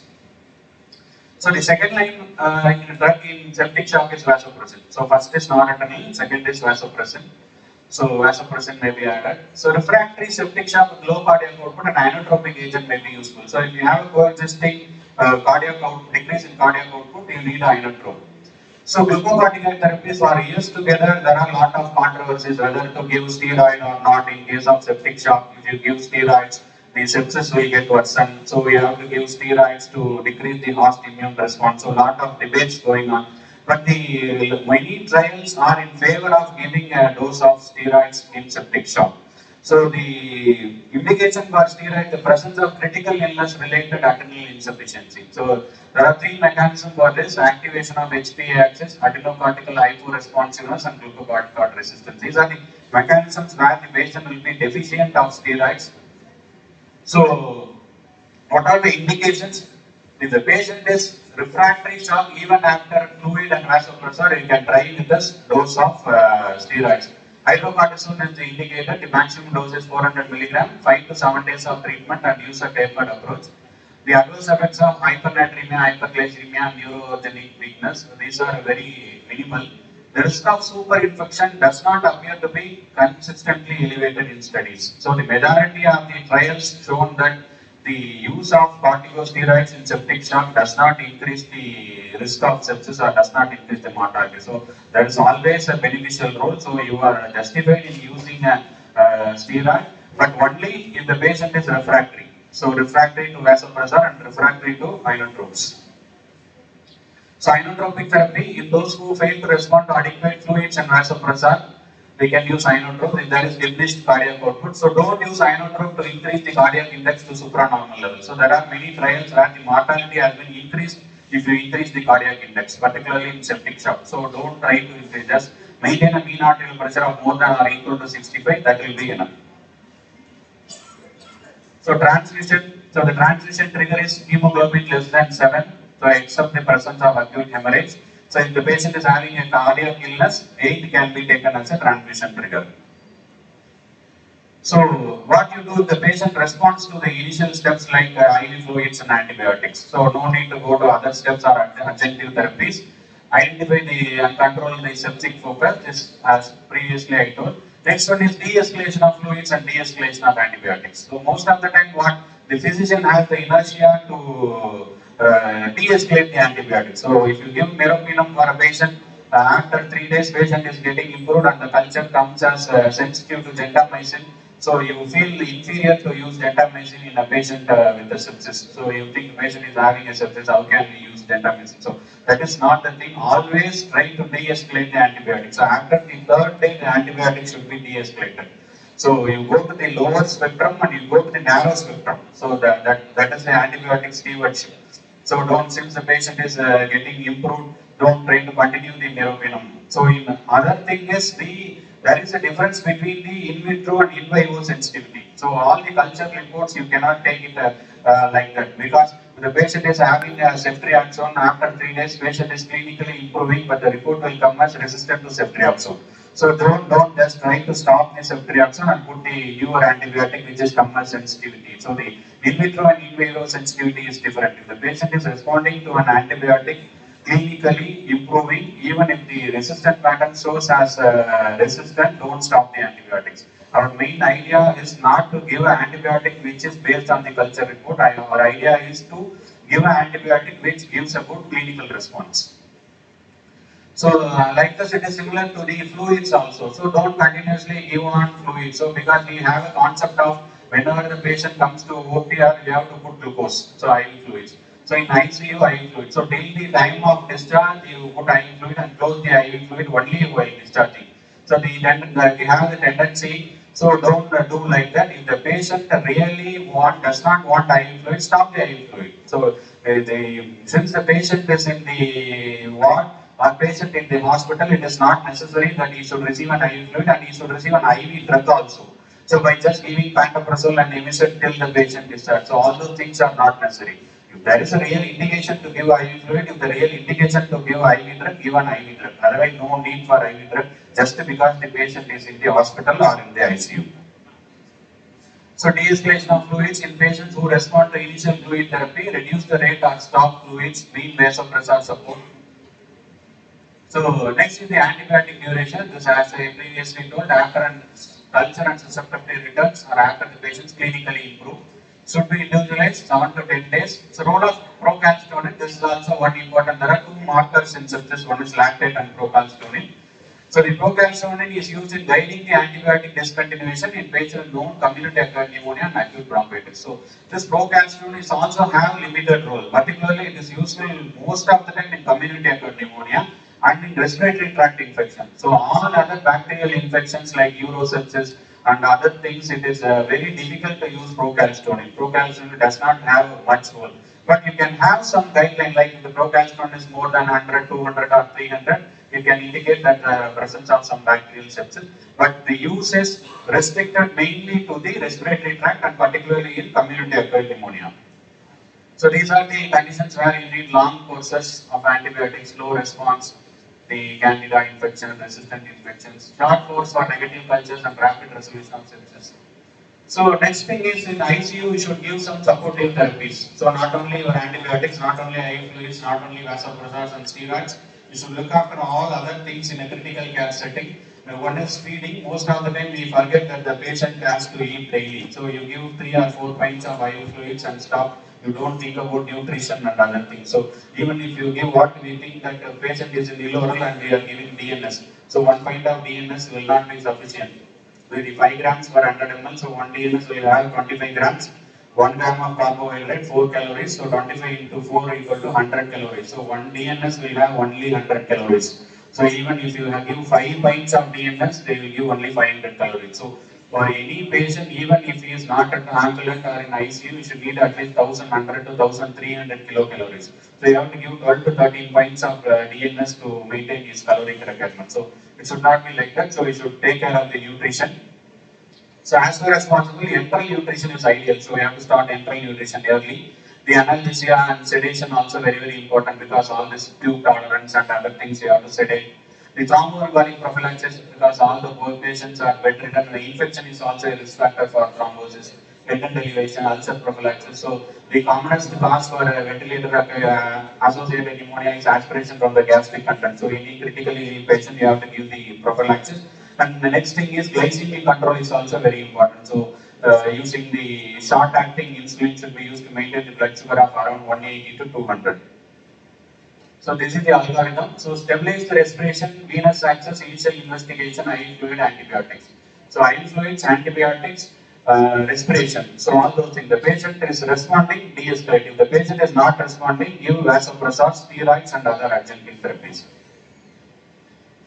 So this is the main thing you should prevent the SIRS from going into septic shock. So you have to treat you have to halt the progression of SIRS and sepsis from going into shock. So that is the main thing. So treating the shock, even though you are experts in treating the shock, the main thing should be to prevent SIRS and sepsis from going into shock. So you have to identify the etiology of SIRS early, and investigations are individualized to the organ in focus. So identify the etiology earlier. Periodic evaluation, that is daily you have to assess the progress. So then only you can halt the progression. So sepsis to be identified earlier in SIRS with the help of biomarkers, even before the microbial cultures become positive, like the procalcitone comes here. So even before the cultures become positive after 3 days, you should have the biomarkers and you have to suspect sepsis and you have to give antibiotics and prevent the progression from sepsis to shock. So these are the scoring system where used to assess the severity in the ward, severity in the ICU, when you want to shift the patient from ward to ICU like this. So management of SIRS requires an interprofessional team approach, primary care, family doctors, intensivists, specialists in hematology, infectious disease, trained nursing staff, pharmacists and all that. So now the clinical pharmacists have come into role recently. So these are the team we should use for managing of SIRS. So next one is the anaphylactic shock. This most commonly in patients with severe IgE-mediated allergic reaction to insects, stings, foods, and drugs. So these are the common things. So at least in our lifetime, we'll see one anaphylactic shock. So this is due to direct release of mediators on the muscles and basophils produced by various triggers, like even exercise can cause anaphylaxis. Contrast media, natural rubber, latex, and idiopathic. So the comorbidities and concurrent medications may impact the severity of symptoms and signs and the response to treatment in patients with anaphylaxis. So any anaphylactic shock, you have to keep in mind the presence of comorbidities and the concurrent medications what the patients are taking. So these are the various causes: IgE dependent, independent, idiopathic. There is non-immunological. There is direct activation of mast cells and basophils. Say exercise, cold, heat, all those things can also produce anaphylaxis. Even alcohol can produce anaphylaxis. So these are the two mechanisms: IgE dependent or directly the mast cells will release the mediator. So this is the mast cell. This has to release mediator. It can be either IgE mediated or direct release. So the comorbidities that you should keep in mind are old age, already having an asthma, cardiovascular disease, COPD, interstitial lung disease, pneumonia, acute infection, fever, emotional stress, exercise, and premenstrual status. So all these comorbidities you should keep in mind while treating the anaphylactic shock.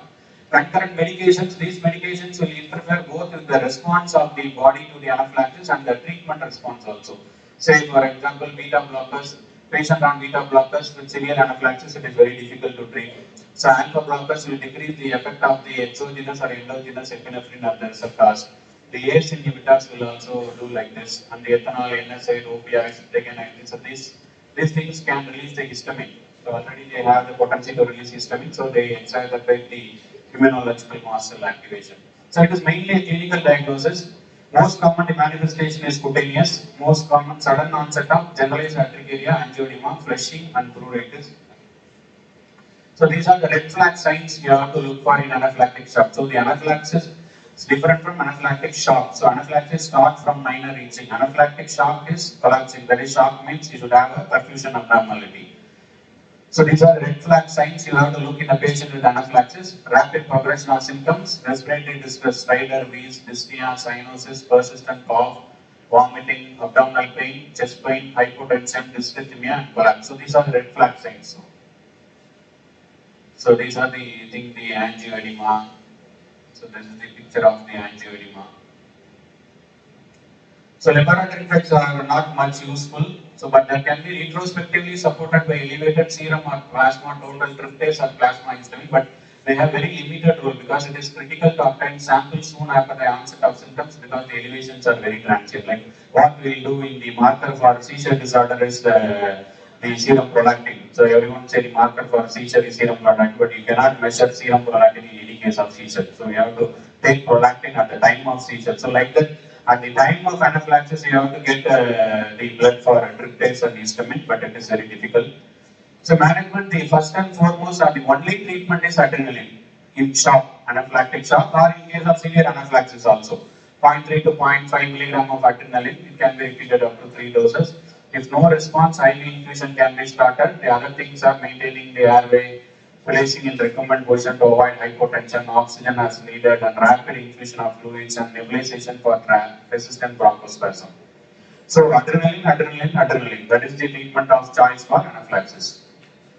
So adjunctive therapies, H1 antihistamines like the phenyramine, chlorpheniramine, glucocorticoids, methylprednisolone. So usually what we will do, any type of allergy or any reaction, we will give Avildexa. So give Avildexa. Even before we go and see the staff nurse will give Avildexa. So in anaphylaxis and anaphylactic shock particularly, there is no role for Avildexa. It can act as adjunctive, but the primary treatment is adrenaline. So don't fear, because as most of you are anesthetists, you won't have the fear to use adrenaline, but most of the time the physicians and the general practitioners, there is a fear of using adrenaline. They are thinking that adrenaline should be used only when the patient is goes for a cardiac arrest.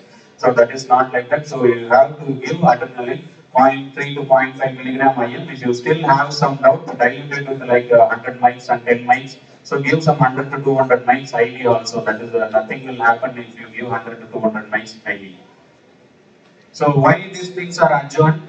They do not relieve the upper or lower airway obstruction, hypotension or shock, and in standard doses they do not inhibit the mediator release. So they can inhibit the mediator release, but not in the standard dose what we administer. So for refractory symptoms, give adrenaline infusion, vasopressors and glucagon, particularly if the patient is on beta blockers. So neurogenic shock, so this is not of much clinical importance. Hypotension in some cases, overt shock are common in patients, severe traumatic brain injury and spinal cord injury because of the autonomic pathways, decreased vascular resistance and the altered vagal tone.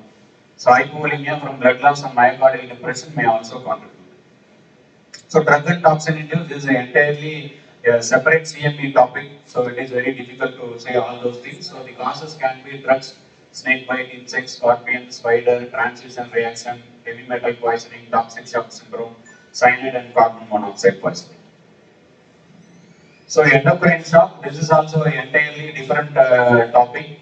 So the common thing is Addisonian crisis, adrenal failure due to mineralocorticoid deficiency, and next one is myxedema. So Addisonian crisis, so usually the acute hypotension in Addisonian crisis is very difficult, but case can present, but very difficult to suspect and find out.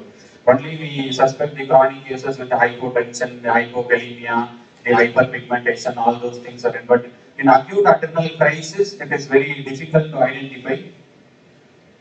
So why this occurs? Because vasodilatation due to altered vascular tone and aldosterone deficient mediated hypovolemia. Next thing is myxedema. Myxedema can cause myocardial depression or pericardial effusion. This can contribute to hypotension and shock in this population.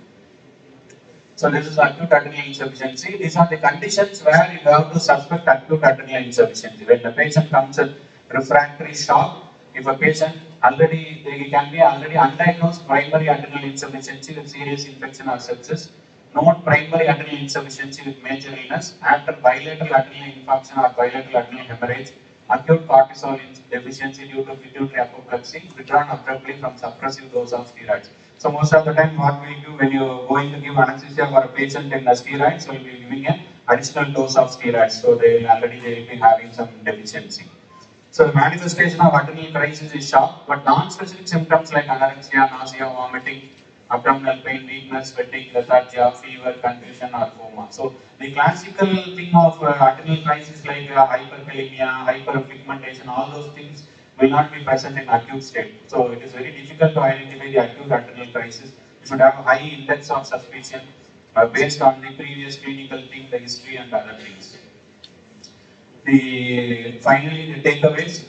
Distributive shock, it is due to relative hypovolemia. So that is the one word you remember. Distributive shock is nothing but relative hypovolemia. So commonest is septic shock.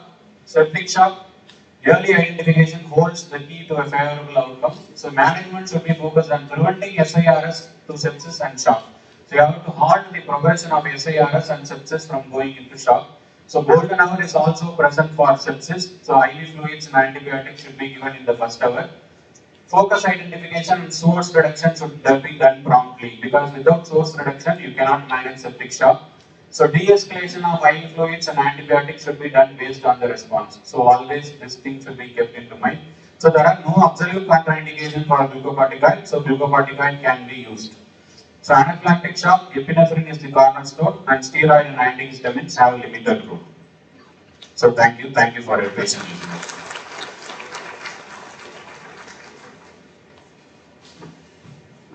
Thank you so much, sir. It was an elaborative talk about surviving from the septic shock.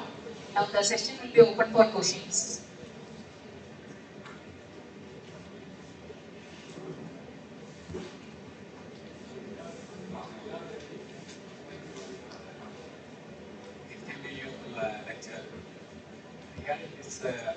Vasopressor therapy, you advocated both vasopressin as well as RNL.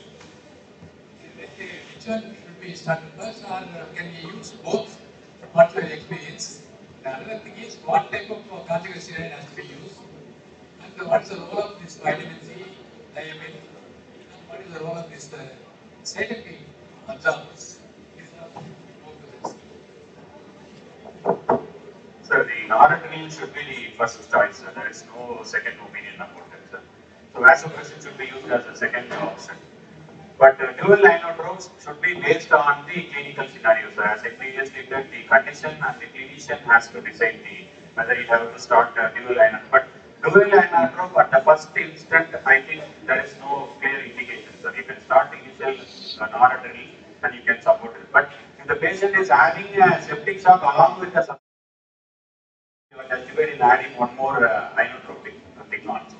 And the vitamin C and thiamine, no guideline or no studies definitely says into that. But there are a few studies where it supports that the mortality is reduced in using thiamine rather than vitamin C. So vitamin C, nothing but it is an antioxidant. So all those things it is used. But personally, I have not used vitamin C. But thiamine, most of the time in refractory shock cases or septic shock cases, we try to use it.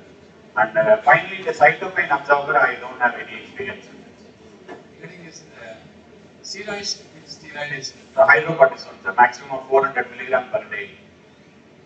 That is also. Fludrocortisone is better in septic shock. So fludrocortisone. No idea. No idea. Initially, as you told, we learned to start on only noradrenaline, then subsequently we learned to add vasopressin. Thank you. Thank you, sir. Thank you so much, sir. Before moving on to the next section, we are happy to inform that our CME for the first time ever is being live streamed in YouTube channel and our own channel KIMS Anesthesia. The delegates can use the app later.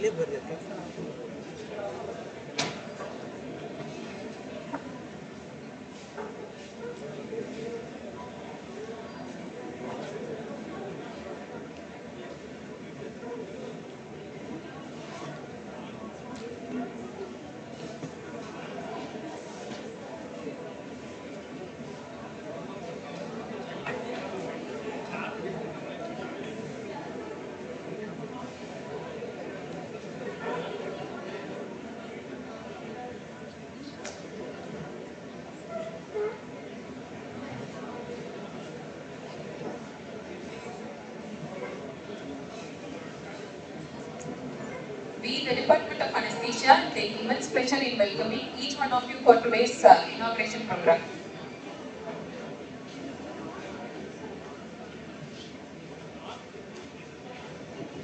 On the occasion of World Anesthesia Day, we all have gathered for this unique scientific session. Before we start, I request everyone to please rise as a mark of tribute of our late Professor and HOD, Dr. Subramaniam Bharadiyar sir. We will now observe a minute of silence in his memory.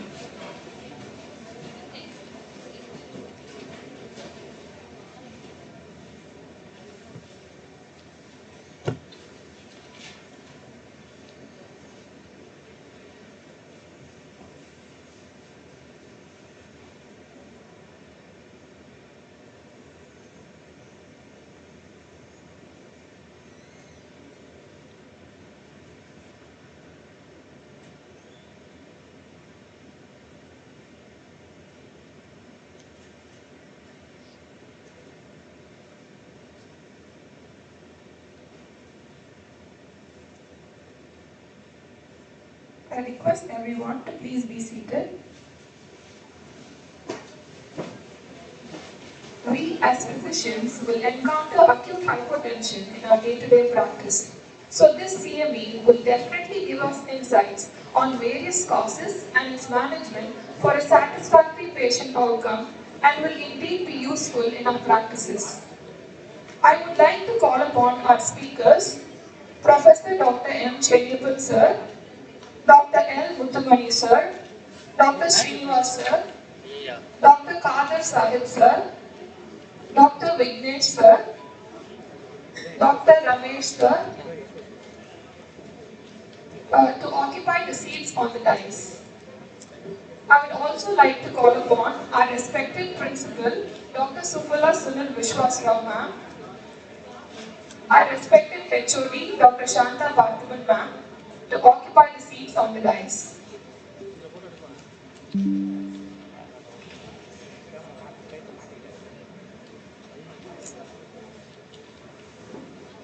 I call upon our observer, TNMC observer, Dr. Mohan Kumar sir, to occupy the seats on the dais.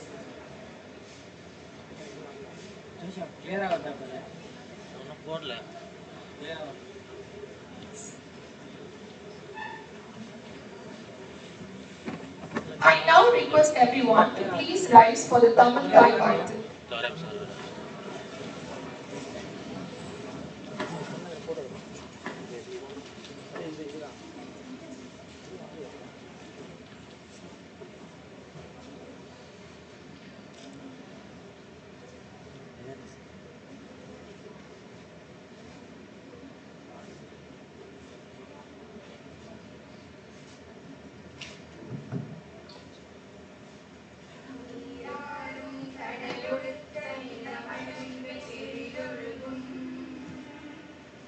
சீராரும் வதனமென திகழ் பரத கண்டமிதில் தெக்கணமும் அதிசிறந்த திராவிடனன் திருநாளும் தக்க சிறு பிறை முதலும் தரித்தனரும் திலகமுமே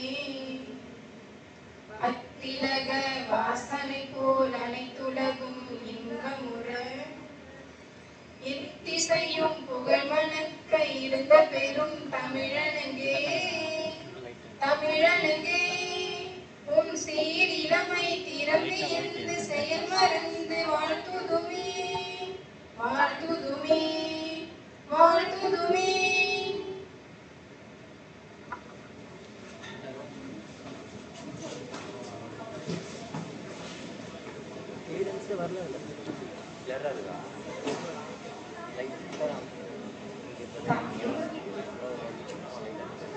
Now let us begin our program with the welcome address by Dr. Shanta Patil Ma'am, Professor and HOD, Department of Anaesthesiology, who is the key person in initiating the conduct of the CME and one of the organizers of today's program.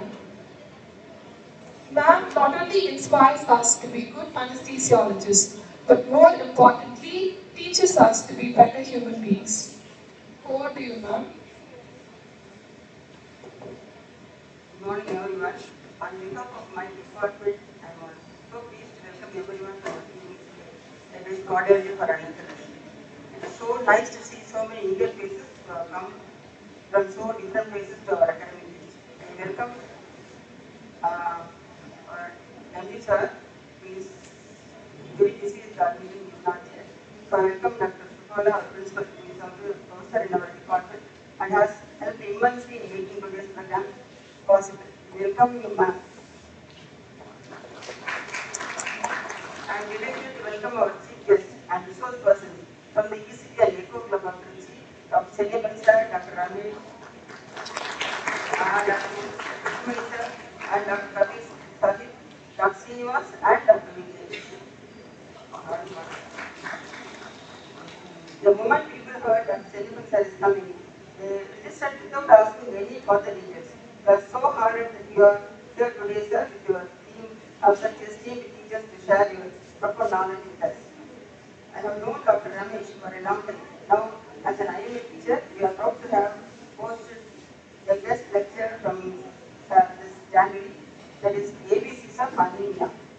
I am also a proud student of their online university teaching 3 months course. I used to look forward to every Wednesday for their online class.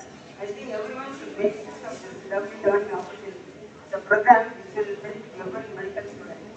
When I joined this CME, Dr. Ramesh was so positive on welcoming of the idea and has been an essential part of the team at Triple. We are honored to host this esteemed group and be able to provide a platform where many people will benefit from their knowledge. I welcome our observer from KNMC, Mohn Kumar from Children's Medical College, and HODs, professors and doctors from our college as well as other colleges in Tamil Nadu.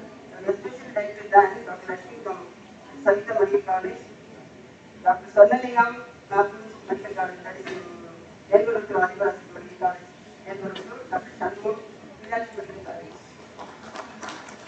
And our own chiefs and other chiefs and our other assistants. I welcome these and every postgraduate student residents and intern from Kattumala as well as various medical colleges who have come from despite the rain and despite duties have come to our event. I believe today will be a very useful program for all of you. Listen to all the lectures to clear our doubts. I hope all of you feel a little bit more confident in handling cardiac patients at the doctor. I truly appreciate everyone's support for our CME. My department and I have planned and made big effort to ensure everyone has a great time today in terms of academics as well as comfort. We are proud and happy to host every delegate who has come today. We hope today is a day of academic enlightenment for everyone. Have a great day. Thank you.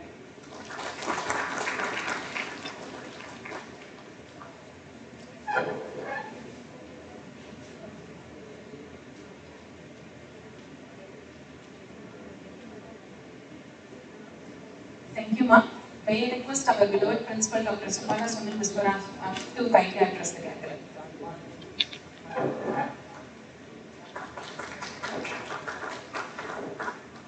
A very good morning to everyone.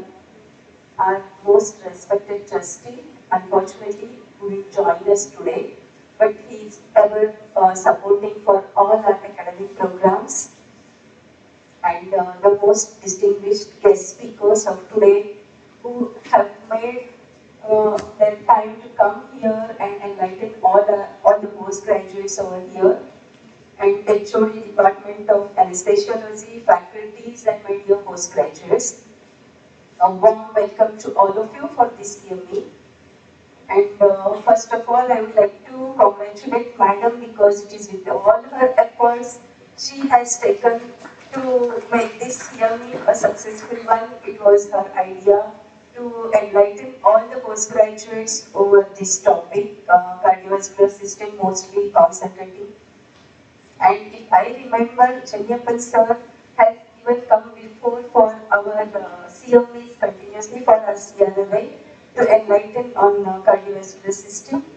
So once again, I welcome you all, and I just want to all young budding anesthesiologists that here.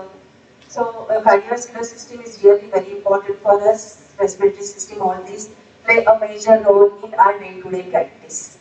When you take all this knowledge, it is very important that you have to apply your knowledge and experience in your day-to-day practice. This is very important when you are considering to refer a case or shift the patient or postpone the case in your day-to-day practice.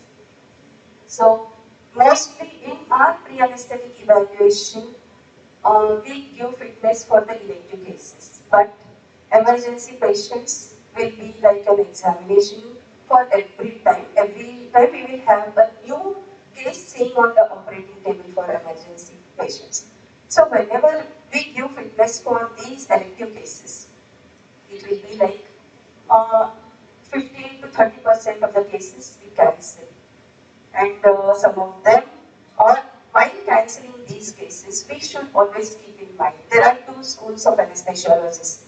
One, they will discuss if the patient is on the day of surgery, if the patient is not fit for anesthesia, they will discuss and come out because these patients, some of them are laborers.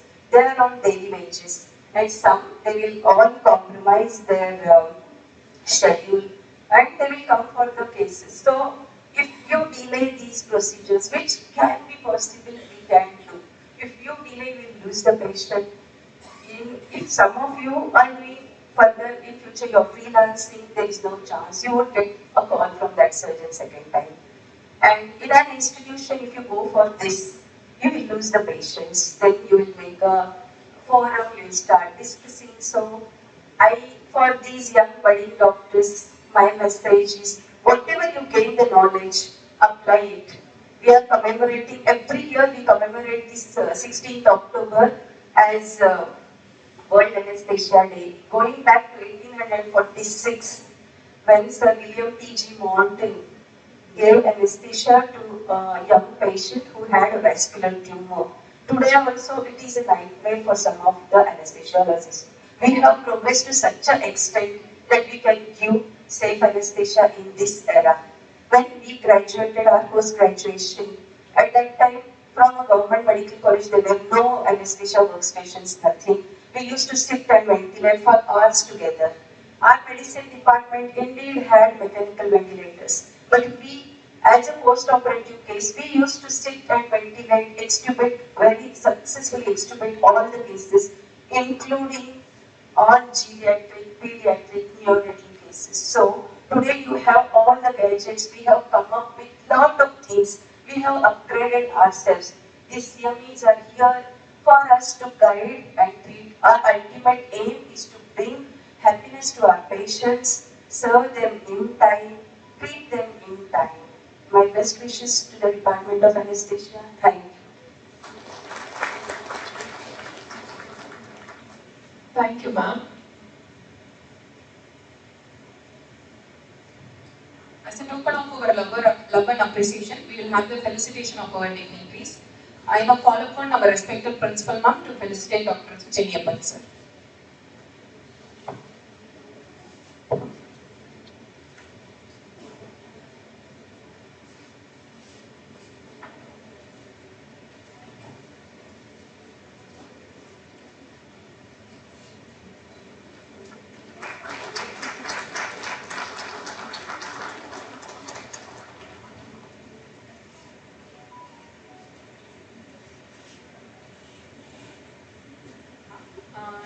like Principal Ma'am to felicitate for Ramesh sir.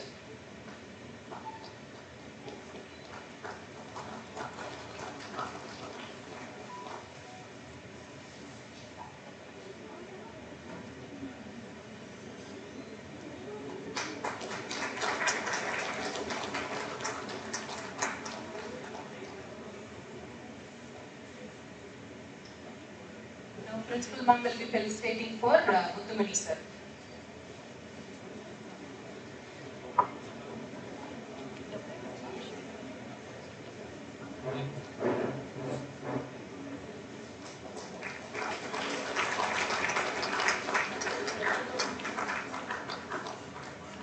Now our beloved HOD Ma'am will be felicitating for Srinivas sir.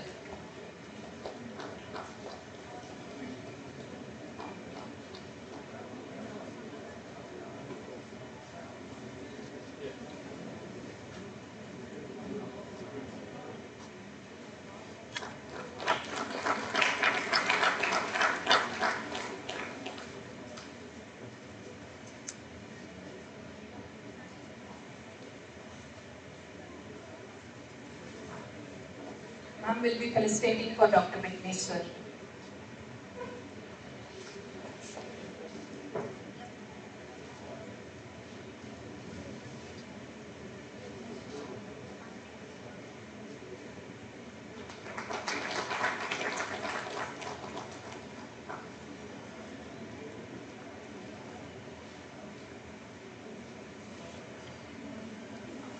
Now ma'am will be felicitating for Dr. Kadir Sakib sir.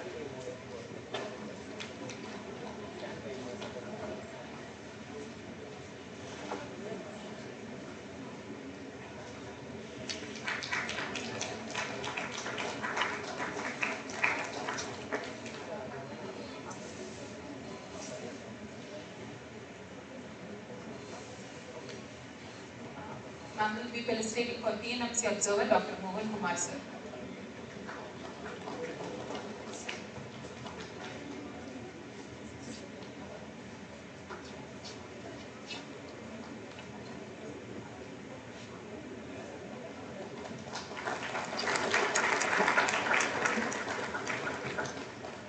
Thank you, ma'am, for honoring the speakers.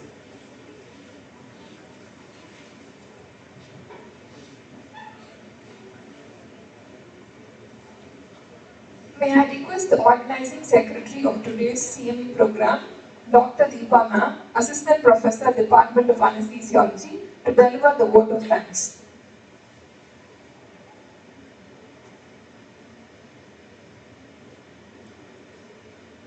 Honorable Dais and audience, very good morning to everyone. I feel honored and privileged to deliver this vote of thanks on behalf of my department. First and foremost, I must thank the God Almighty, especially the gods of rain, for allowing us to conduct our CME today. I wholeheartedly thank our chief guest and resource persons from the ECG and Echo Club Trichy, Dr. Chennappan sir, Dr. Ramesh sir and their team. The CME was initially planned as cardiology for anesthesiologists, but their team helped us plan cardiology for everyone. The topics are so well planned to benefit students and faculty from every field, whether it's anesthesiology, medicine, emergency medicine, intensive care, or surgical branches, just about any medical student. We are grateful to each and every one of our exemplary team of speakers for honoring us with their presence and sharing their profound knowledge with all of us. We thank all of you, sir. I thank the TLMC and the Tamil Nadu Dr. MGR Medical University for giving accreditation to our event. I can proudly inform you that we have received 2 credit hours from TLMC and 10 credit points in category 2 from our university for the CME. Next. I thank our honorable guest, TLMC observer Dr. Mohan Kumar sir from Chengalpattu Medical College, heads of departments and senior faculty from multiple medical colleges, and all the dignitaries present here for sparing their valuable time for this event. Thank you. I thank the managing director, Dr. Annamalai Raghupati sir, who could not be here because of his busy schedule. He has constantly supported us, encouraged us, and guided us at every step in planning this CME. We thank you wholeheartedly, sir. I thank our beloved principal, Dr. Suthama. In 2015, when I joined the department, Madam was the HOD, and she went on to become the principal. Despite being so hands-on on her role, she continually takes a keen interest and supports all her academic endeavors. Our helpful suggestions facilitated the way for planning and the smooth conduct of our CME. Thank you, ma'am. I thank our beloved HOD, Dr. Shanta Parthiban Madam, for her attention to detail and helped us plan the CME in the best manner possible despite the time constraints. We thank you, ma'am, for your leadership, your kindness and encouragement at every step, not just in planning the CME, but in the OT and even in our personal lives, and for being a pillar of strength. I thank my Department of Anaesthesiology, all the faculty members in my department, my seniors as well as my colleagues, our postgraduates, our sister in church, all our technicians, our staff nurses and our OT students as well. Everyone had a role to play in organizing this event and I wish I could elaborate on it, but due to time constraints I will simply state that everyone's commitment to their roles, their hard work and their support that have made this event possible. I thank each and everyone in my department again. I thank our AV personnel, LH complex staff, and office staff at Tapak Vinayaga who have helped this with our event. Last but definitely not the least, I thank every delegate here for taking an interest in this academic event and coming today in such large numbers. We initially planned the CME as a small event for around 100 delegates, but as of this morning, I am pleased to inform you that we have crossed 175 registration. I thank all the known and unknown hands that have contributed to the success of this event. Once again, I thank one and all and take your leave with a grateful heart. Thank you very much. Thank you, ma'am. Now I request everyone to please rise for the national anthem.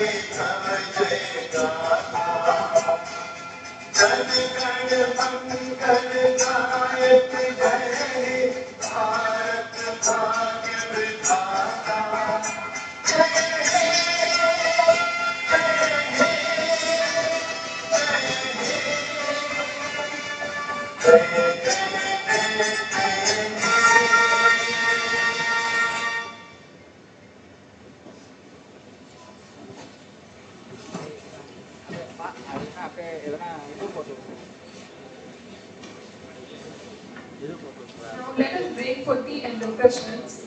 Tea and snacks will be served in lecture hall 3.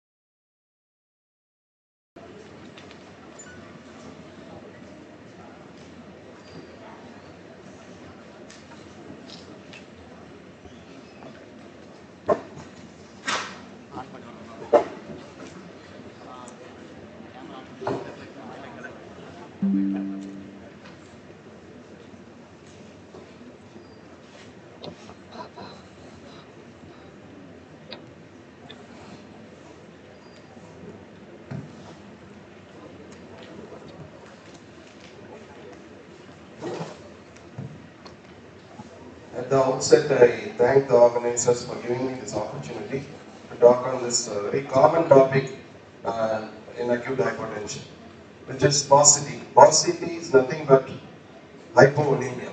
Hypovolemia or hemorrhagic shock is one of the commonest type of shocks which we encounter in day-to-day practice of life. So the skeleton of my talk is first a definition and causes and presentation, classification, investigations, management, and the monitoring the parameters and specific scenarios which we encounter in day-to-day practice. And I have a few words about massive blood transfusion because there are surgeons around.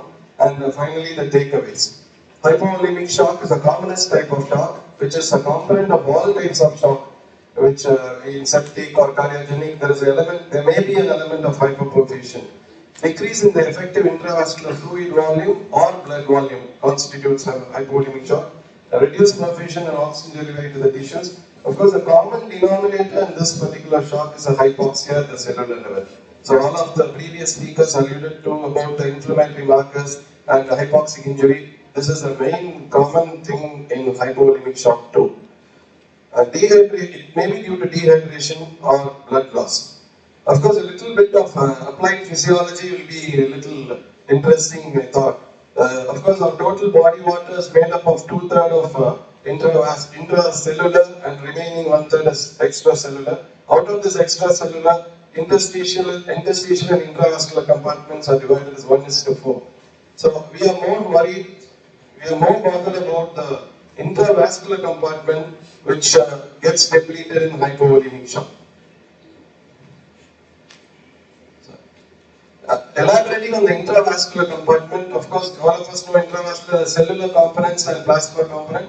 Plasma is predominantly made up of water, 92% being water, and the remaining is plasma proteins and solutes. And so water plays a main part in the constitution of the plasma. Of course, the other solutes being the basic electrolytes, nutrients, waste products, and other things. This common diagram which covers all type of shock, especially for us in hypovolemic shocks, to make known that the pump is normal. Pump is the heart, which is normal, which pumps out blood normally, but the volume of the intravascular volume is very less. That is, the fluid in the pipe is very less. The pump is normal, but the fluid is very less. That is, the intravascular volume gets depleted. So absolute reduction of intravascular volume causes hypovolemic shock, maybe due to blood loss, fluid loss, or GI or renal losses. Of course, we can simply classify it as non-hemorrhagic and hemorrhagic shocks. Of course, non-hemorrhagic, which we say in day-to-day medical practice, like vomiting, diarrhea, burns, toxic epidermal necrolysis, hyperosmolar states like HHS and DKA, third spacing as an ascites and pancreatitis. The other causes may be classified as traumatic and non-traumatic. Traumatic, it is quite obvious, the patient comes with a fracture, pneumothorax, hemoperitoneum. Some people come with hypovolemia, but there won't be any obvious evidence of trauma.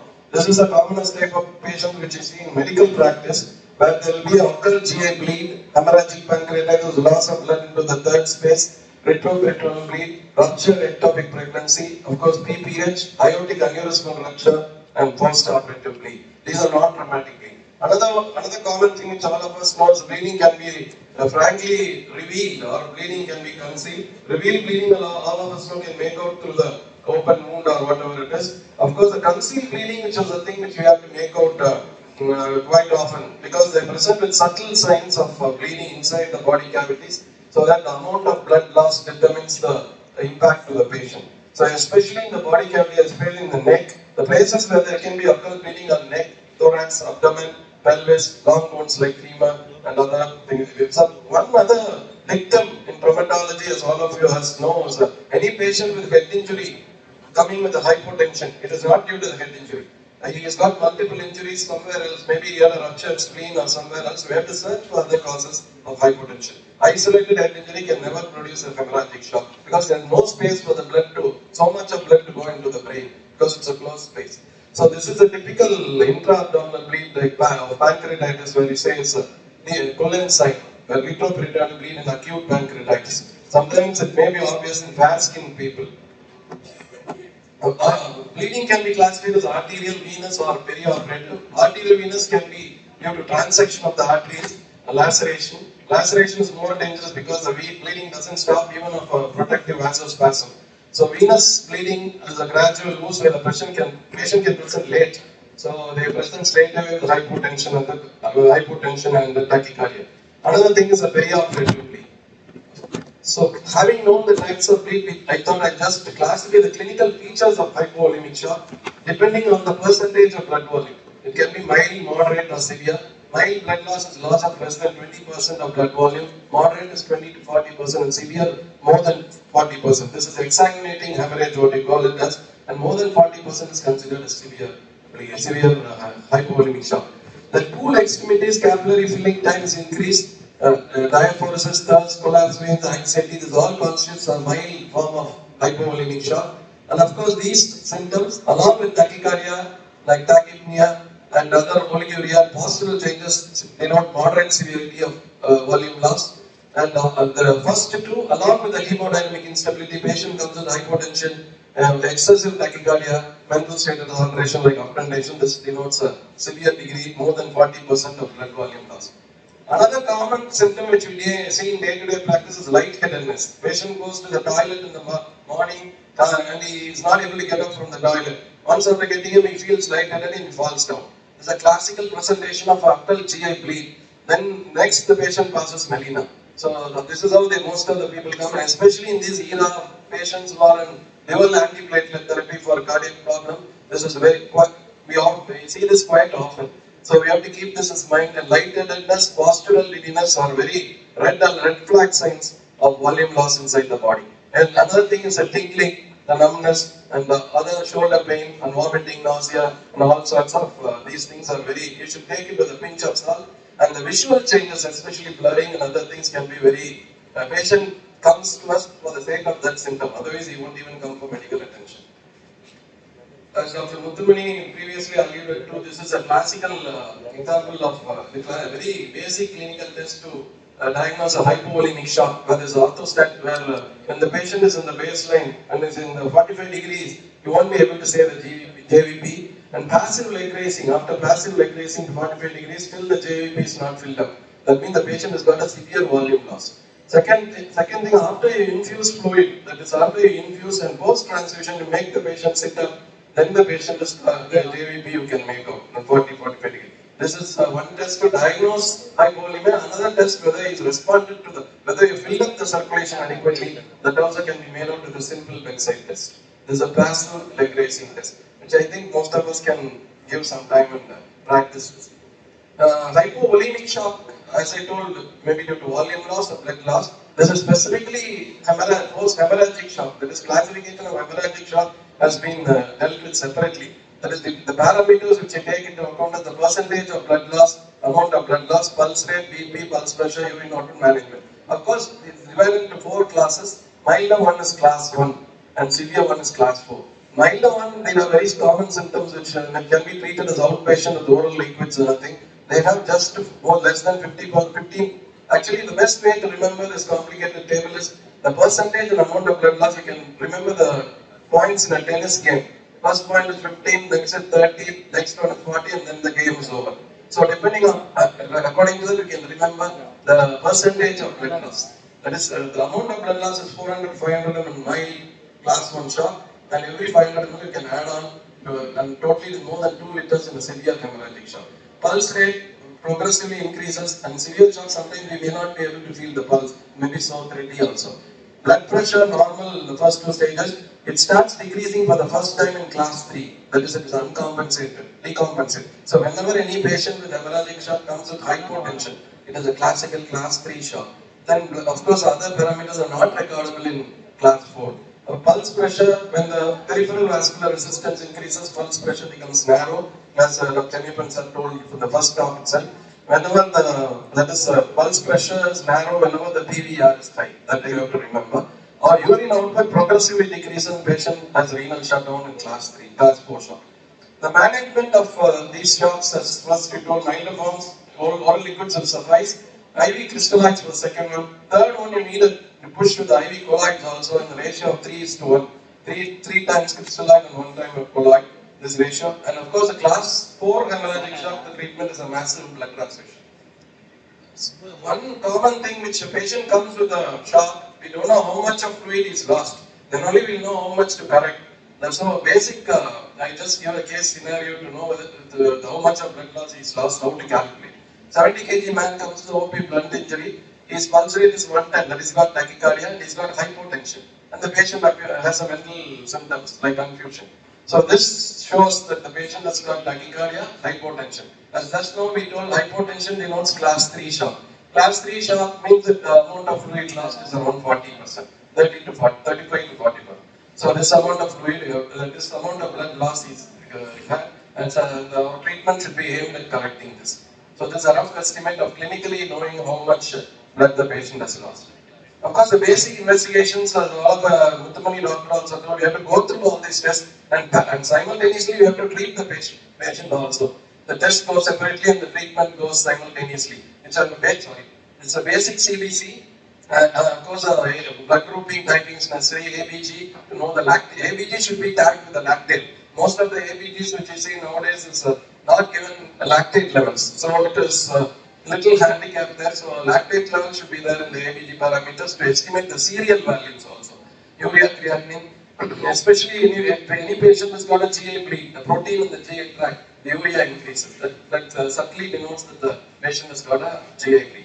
Then cultures to rule out a septic shock, and ECG X-ray test is a must. Hematocrit elevation and raised albumin are signs, indirect signs of plasma loss. And hypernatremia, the patient comes with a sodium of 152, 153, that means there is cellular dehydration.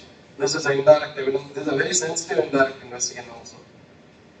Of course, the point of care ultrasound is very crucial because the forum of anesthetists. I practice bedside echo thanks to my mentor, Dr. Chennaiappan sir, because it gives a lot of information about the management of the patient. Whenever the patient comes with shock, JVP elevated, you don't know what to do, whether it is a myocardial whether it is LV dysfunction or whether it is a pericardial effusion. By simply placing the probe of stethoscope, of the echo probe, you can get a lot of information. Volume of information which can help in the patient management, and you feel more confident also that whether you should give fluids or whether not to give fluids. So this is the information which IVC gives. The normal IVC is around less than 2 centimeters and it collapses more than 50% on inspiration. That's a normal physiology. And of course, when there is hypovolemia, IVC size is less than 9 millimeters at end expiration. So end expiration, you see a collapsed IVC, that means the circulation has to be filled up. The volume has to be repleted. So this is a very, very sensitive indicator of volume depletion. Another thing, we quite often see patients, bedside echo we have to do in the ICU. No? So patients are like, this is a normal behavior of the IVC in spontaneous breathing, just now as we told. Whenever the patient is on IPPV, that is a positive pressure ventilation, the normal patient with a euvolemic patient behaves well. That is the IVC is filled up, but there are no respiratory excursions. Whenever the patient is hypovolemic, the IVC just behaves in opposite to the normal. When a normal patient in spontaneous breathing, you get a collapsed IVC. Whenever the patient is on ventilatory support, because of positive pressure ventilation, IVC bulges out during inspiration. This is a very, very important sign, and we give the fluid accordingly. This is a very classical thing of parasternal long axis view. Because anesthetists nowadays quite often they do bedside echoes in the ICU, which gives them a lot of information. This is the first picture is of a LV cavity which is almost very small. This is the amount of cavity. Rest is occupied by the muscles and other papillary muscle. This is one of the kissing papillary site. This is one papillary muscle, that is one papillary. Of course, papillary muscle we can see better in other views, but this gives us adequate evidence also that the LV volume is so less. That means the LV is so volume depleted. So it appears that both the sides are touching each other. So whenever you fill up the circulation in this LV and bring it to this side, that means the LV gets filled up and the interventricular septum and posterior wall gets separated, and still the LV function is normal. That means you have corrected the fluid adequately. This is the serial. So this is another thing of knowing whether the patient is responding to volume treatment. Other things, just the probe above the diaphragm, you just go below the diaphragm and just get 1 or 2 views. Maybe this needs a specialized radiologist's opinion and report. But whenever, as you said, in the middle of night emergency or in odd times when radiologists are not available, they come the next day sometime. We have to be equipped with this particular gadget. That is, this is a sphenorenal abscess which you can easily make out which is quite difficult to make out in a normal person. Whenever the sphenorenal abscess appears to be this the volume is there, potential volume is there, that is the blood collection is inside the sphenorenal abscess. That means the hidden space, that is left kidney and the spleen. In between the left kidney and spleen, get this result. Similarly, the Morrison's pouch on the right side between the liver and the right kidney, there should not be any echolucency like that. If it is there, that means the patient has got so much amount, around 500 to 1000 ml of fluid has been collected inside the abdomen. So we have to call the surgeon. So at least we'll know where we are and we can guide the treatment instead of being blind. So these are the main things which imaging can help us bedside, especially in the case of hypovolemic shock. Of course, the treatment of hypovolemic shock revolves around these things as well. It is quite common for treating all types of shock, and more so in hypovolemic shock. Especially the early recognition and vigorous treatment is very, very important, which all the speakers stressed upon. Then hemodynamic measurements, volume replacement, early co-directed therapy, and medications and adjunctive therapy. These are the lines of treatment. Of course, the patient comes to the casualty, we see the staff nurse or the RMO, sometimes they don't know, they are not aware, they put in a blue colored venflon. So we have to educate all the paramedical staff. Whenever the patient comes to the casualty in a low BP, always you tell them by the color, they remember much more. The grey venflon or a green venflon is much better because we are in a position to give much fluids and blood, even blood. Anything, as he told, central line may not be necessary. This may be enough to save the patient, especially during the golden hour when the patient arrives in the casualty. So this is very, very, very important. Because removing a venflon and reinserting a venflon may be very, very difficult because the veins may be collapsed. So at the outset itself, we have to give a white bore needle. So I have to educate the staff and paramedic emergency team. Then crystallized versus colloids. Crystallized is the most common fluid which you use day in and day out, especially normal saline, half normal saline. Balanced crystalloid with linear lactate and plasma-like, and these are the initial fluids of choices in all forms of hypovolemic shock. Whenever still you get the blood, whenever the patient comes, you cannot get the blood immediately from the back. Till then you resuscitate the fluid with crystalloid. Even in hypovolemic shock, crystalloid will suffice. And of course, colloids like albumin, dextran, L-starch, Limaxin, even blood is a colloid. So albumin, of course, is a colloid, but it is quite costly. Nowadays the rate is going up to 6,000, 7,000. So another main thing, caveat with albumin is it increases the mortality, especially in patients who get injury. So always crystalloids are the preferred fluids. Colloids only in specific situations, whenever the fluid in the patient is not responding to crystalloid infusion. And of course, there is no difference in outcome between these two. Of course, we prefer the cheaper one now. When there is no difference in outcome, we prefer the cheaper one. And then balanced crystalloids are favored, especially, you have to be careful, especially in patients with kidney injury, acute kidney injury, little bit of urea and creatinine elevation, because it contains potassium, the ringer lactate. So NS, in hyperosmolar state, half NS. These are the main fluids which you use. Of course, this the busy slide, I just go through a little bit. It summarizes the treatment of hypovolemic shock. Whenever the patient comes with a shock due to hypovolemia, volume resuscitation of 2 to 3 liters of sodium, that is crystalloid, over half an hour is a keystone in therapy. Suppose a patient's hemodynamics normalizes, just leave him alone, shift him to the intermediate care. Suppose patient is still hemodynamically unstable, that means there is ongoing blood loss or volume loss. Suppose if there is ongoing blood loss, you arrange for a blood transfusion. Blood transfusion immediately, as I told, maybe technically little hassles may be there. A fully cross-match recently donated blood of less than 14 days old. I just tell you why. 14 days old, and especially in extreme emergencies, O negative backed red cell transfusions will suffice. This may be used in extreme emergencies when you don't get, suppose patient is A negative, A positive, so maybe procuring is quite difficult first time. The donors may not be there. This is a management of hemorrhagic. And then volume loss, of course, after repleting the volume, that is giving adequate amount, filling the circulation, seeing the IVC, then the patient still is hypotensive, then you give inotropic support. Only after replacement. Simply giving straight away inotropic support may not be useful at all. You have to fill up the circulation.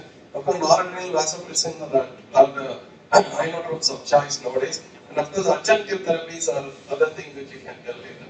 Another common thing which still the patient is not revived. Suppose you give inotropes, patient need 2 inotropics, double inotropics, still the baby is not coming up, then you try hydrocortisone. as Sirka, he told about the occult adrenal insufficiency. Or some patients presenting in the ICU, they may have the occult adrenal insufficiency, so this may be life-saving sometimes. So give a bolus of microcortisone, no harm. Even in septic shock, it doesn't do much, doesn't do harm. That is what Dr. Muni also told. In other type of shock, definitely it is warranted. Even if you suppose the BP is not picking up with the second measure also. You give bolus, then followed by 50 mg 8th hourly, especially for hidden adrenal insufficiency. ECMO is the final thing. Of course, ECMO, the word ECMO itself shows that the prognosis is very poor. Of course, monitoring in shock. So we give fluids, patient comes with shock, we give fluid. How will you know that you have given enough amount of fluid? You cannot go on giving the fluids, no. So you have to monitor common parameters day to day, what we do, especially urine output. Common clinical parameter to know whether the patient is responding, whether we have given adequate fluid is the urine output. The urine output, this is the output for adults, 30 ml per hour. Children, you expect it to be much more according to the body surface area. Of course, mental status improves. Skin perfusion should improve. That is, capillary filling time should become less than 2 seconds. And then it should be normal. These are the things, especially heart rate normalizes and the BP picks up. These are the conventional bedside parameters which you can use without any much cost to the patient. Of course, the advanced investigations are there to know whether the fluid resuscitation is adequate. There is mixed venous oxygen saturation. This can be done especially patients who are in a central line. Patient who has central line CVP catheter, then only we can draw the blood from the vena cava and then assess. No? It should you expect 50 to 70% from the CVP. Of course, the base deficit, the less negative is better. Less than 2, less than 3 is much better. Serum lactate levels are most often useful in monitoring, prognosticating the shock. Sometimes serum lactate progressively reduces. That means we are on the right track. That is the tissue perfusion is improving. It's a very, very sensitive indirect measure of tissue perfusion. Lactates. And of course, the treatment goals which you should aim as you have to aim for a CVP of 8 to 12, mean arterial pressure more than 65, cardiac index and systemic venous oxygen saturation more than 70. There are other indices which I think the anesthetists may be much interested. They practice. This is a little tedious. I just wanted 1 or 2 slides about the newer concepts in hypovolemic shock. One is called as a dynamic fluid response. Dynamic fluid response, you give a bolus, you give 1 pint of NS and see what happens. Suppose the BP picks up, and suppose the patient is already having a central line, CVP increases by 2 to 5 centimeters, and that means the patient is responding to the fluid. But it rapidly returns back to the original pre-treatment level. So there are 3 types of people according to the fluid. One is responders, another is non-responders, one is transient responders. Responders are who respond and return to normal. That is 8 to 10 millimeters return to normal. Transient responders are those who tend to improve with the IV fluids, but they return to the pre-treatment level. That means you are not fully tackling the volume loss. That's something else we are missing, and the replacement is not enough. Transiently they are responding, but they are going back to their original pre-treatment levels. That means there is ongoing fluid loss. Non-responders are the worst things where there is no response. Even if you give 1 liter of normal saline, there is no increase in the CVP at all. That means they are in class 4 hemorrhagic shock or volume loss, massive fluid losses, and then replacement is totally not enough. Then this is the one thing which may be useful in our day-to-day practice, which common clinical scenarios. Like vomiting, patient comes with protracted vomiting, we are called sometimes to see a hyperemesis gravidarum, and all those things where there is a profound continuous vomiting. The patient is in a state of metabolic, that is hypochloremic metabolic alkalosis. The fluid of choice is normal saline. Diarrhea, where metabolic acidosis is there because of loss of bicarbonate and potassium. Ringer lactate should be the fluid of choice.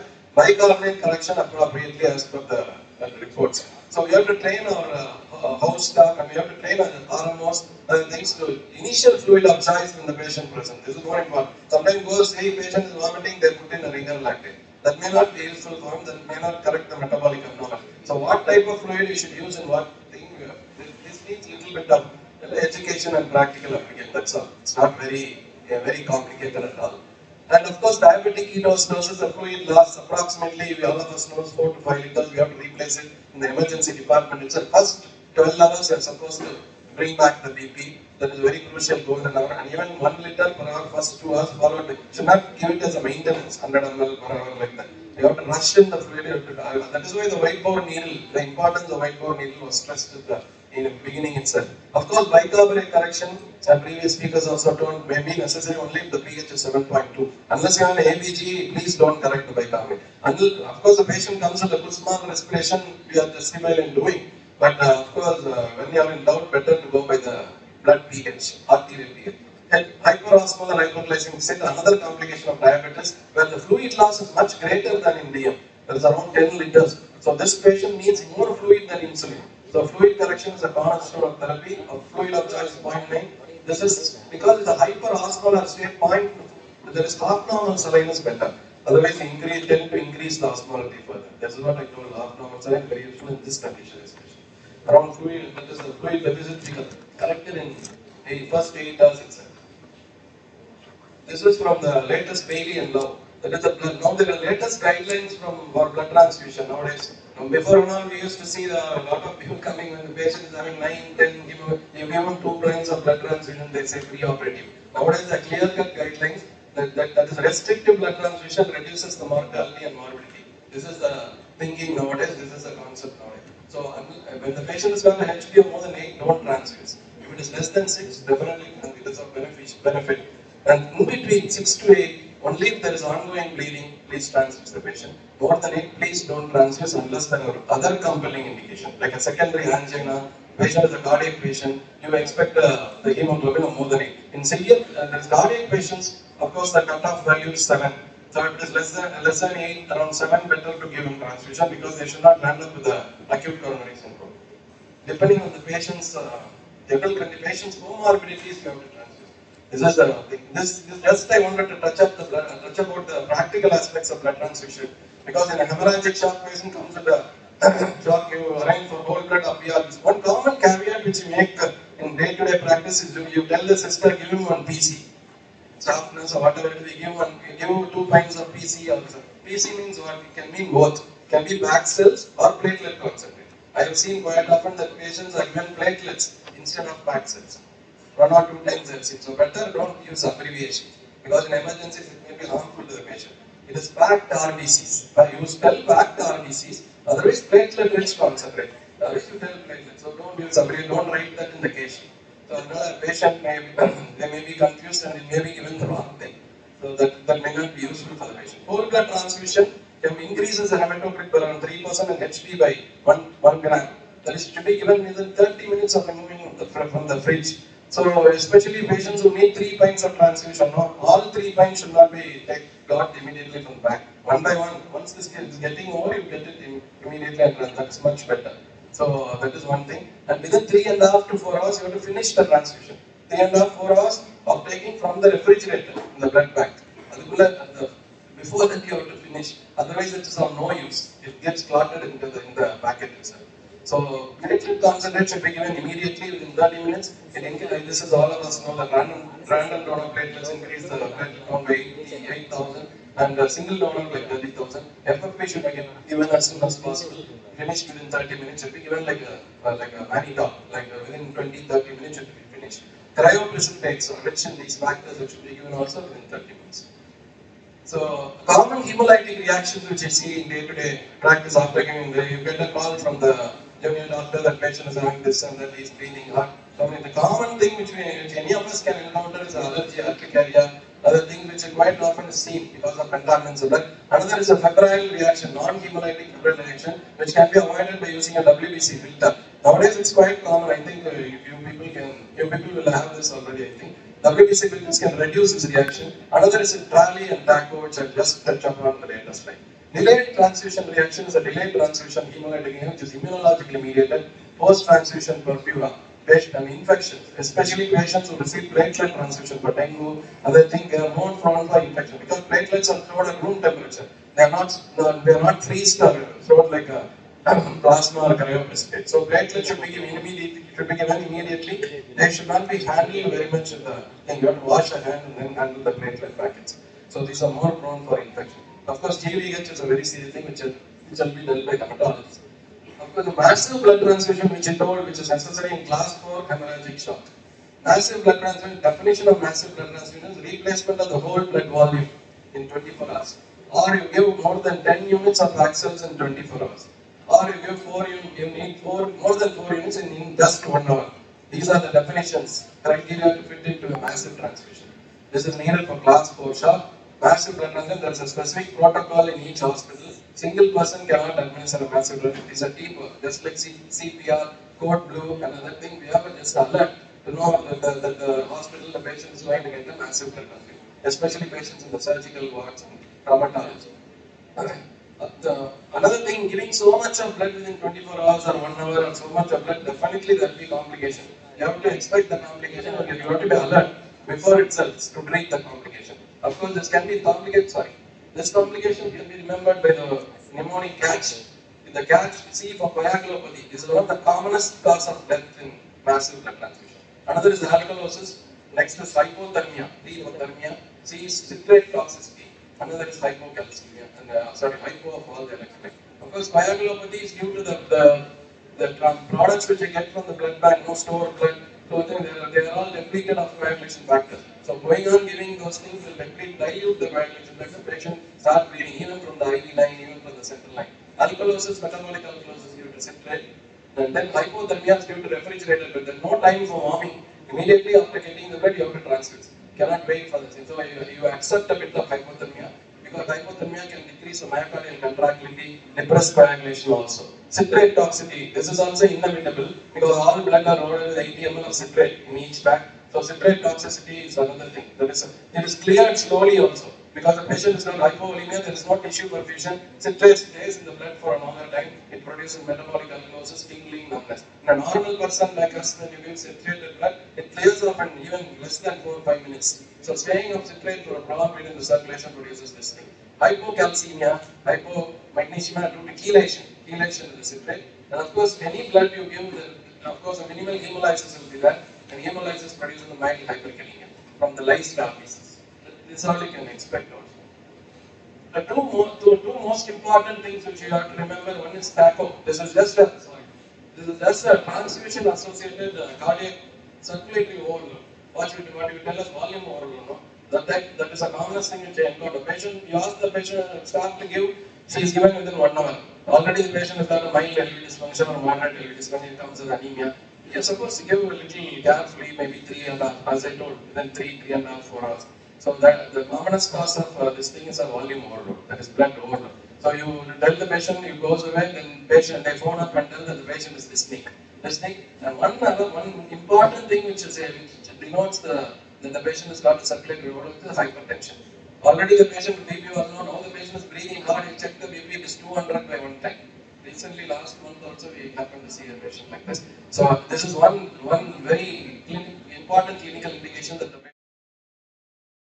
This is where you have to give diuretics. This is where you give diuretics, and that means the patient will be, the cardiovascular compromise for patients are much in need of diuretic. Patient will be benefited. Another important similar thing which patient same presentation, your blood patient presents with dyspnea, tachypnea, other things. You don't know how to differentiate between both. This is one thing called TRALI. This is a transfusion associated acute lung injury. This is just like ARDS. This is just like nothing but non-cardiogenic pulmonary edema. That's like ARDS, see the X-ray. You have to take an X-ray. Even FFP, not only packed cells, but fresh frozen plasma can also produce this TRALI. Especially patient undergoing cardiopulmonary bypass, CABG, give a lot of blood, no? A lot of patients go for this complication. So one important thing about this thing, when you recognize this and treat it properly, the prognosis is much better. Prognosis is good. Transfusion must be stopped, oxygen supplement, ventilator assistance, maybe non-invasive ventilation may suffice, and there is no role for diuretics. So they're simply giving diuretics because the patient is breathless, may not work in this patient, may do more harm than good. I think I have come to the last slide of mine. Just I'll tell some takeaways about this whole talk. If the patient, for all of us, if the patient comes with a shock and we are not sure what is the reason for the shock.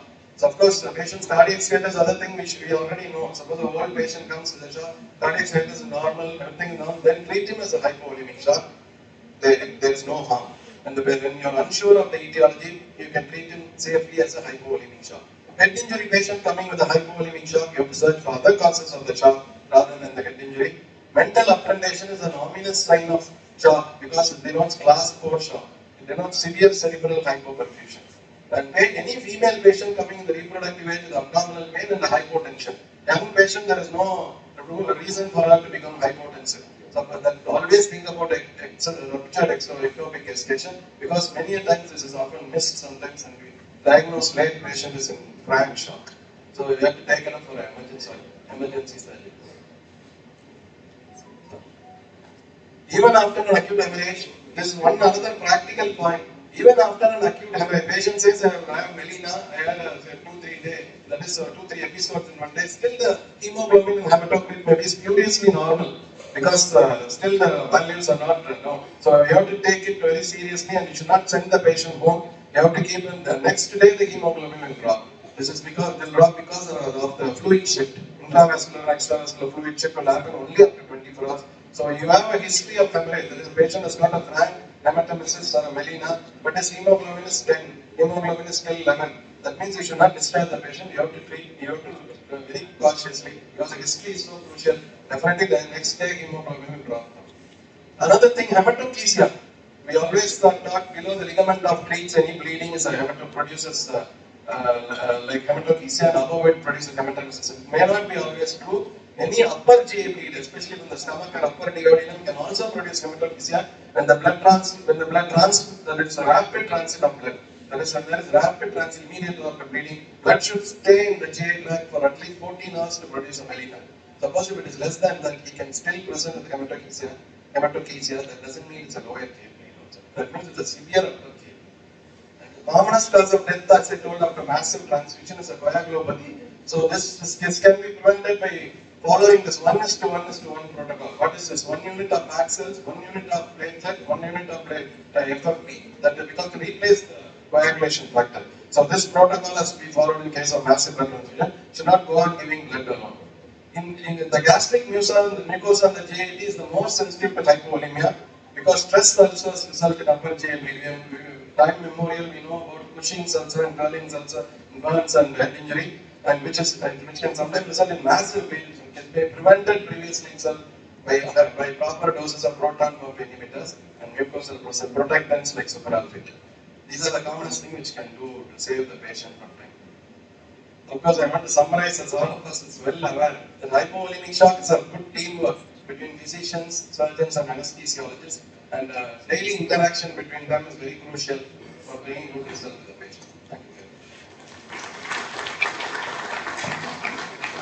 Thank you, sir. It was indeed an elaborative and informative session. Now the session is open for questionnaire.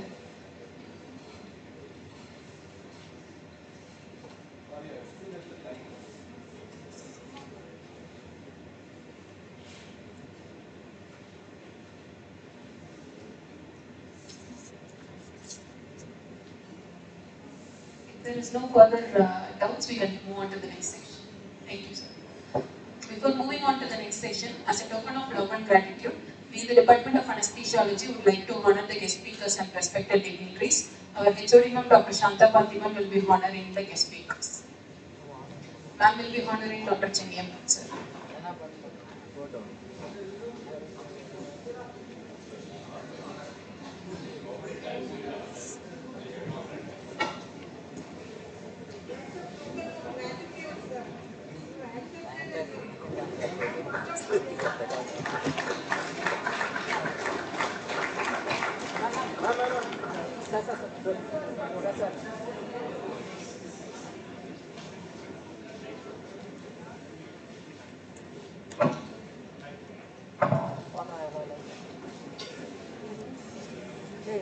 Ma'am will be honoring Dr. Ramesh, sir.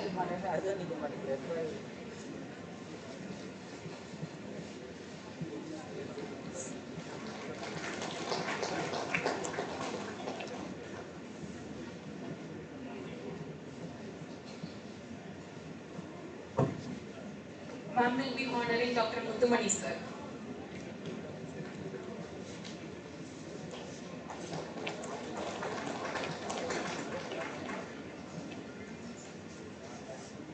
Ma'am will be honoring Dr. Srinivas, sir.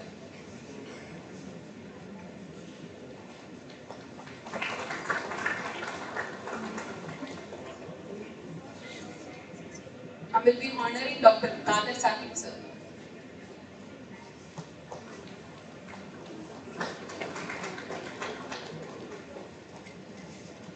and Dr. Vignesh sir.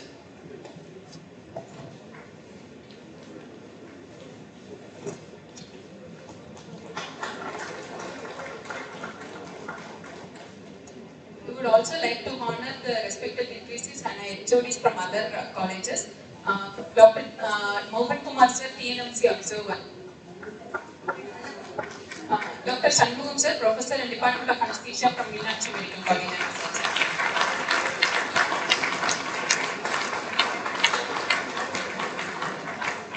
Dr. Swarnalingam sir, HOD and Professor from Department of Anesthesia, Markets.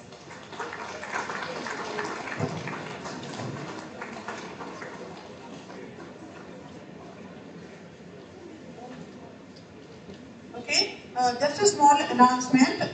The book ECG Ignite, everything about ECG which you can understand very clearly, very nicely. I am using this book every day, reading it, and it is by Professor Dr. Chendiappan sir and the members of ECG and Echo Club. Limited number of copies are available for you to buy it in the counter outside, and when you are taking the book, you have to give which record your name, mobile number and PAN number. Please, all of you can buy it. It is 1,000 rupees per book.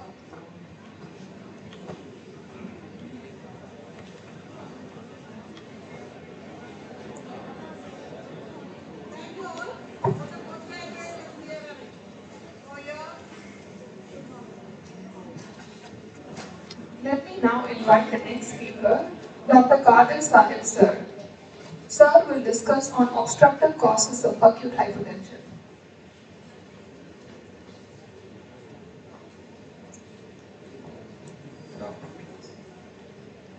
I'd like to thank Dr. Shanta and the organizing team for having us here. We enjoyed every bit of your hospitality, love and affection. I'd like to call on members of ECG and Echo Club. You all know our knowledge and teaching skills to augment and continue. So you should be wondering what is this speaking from. Am I correct?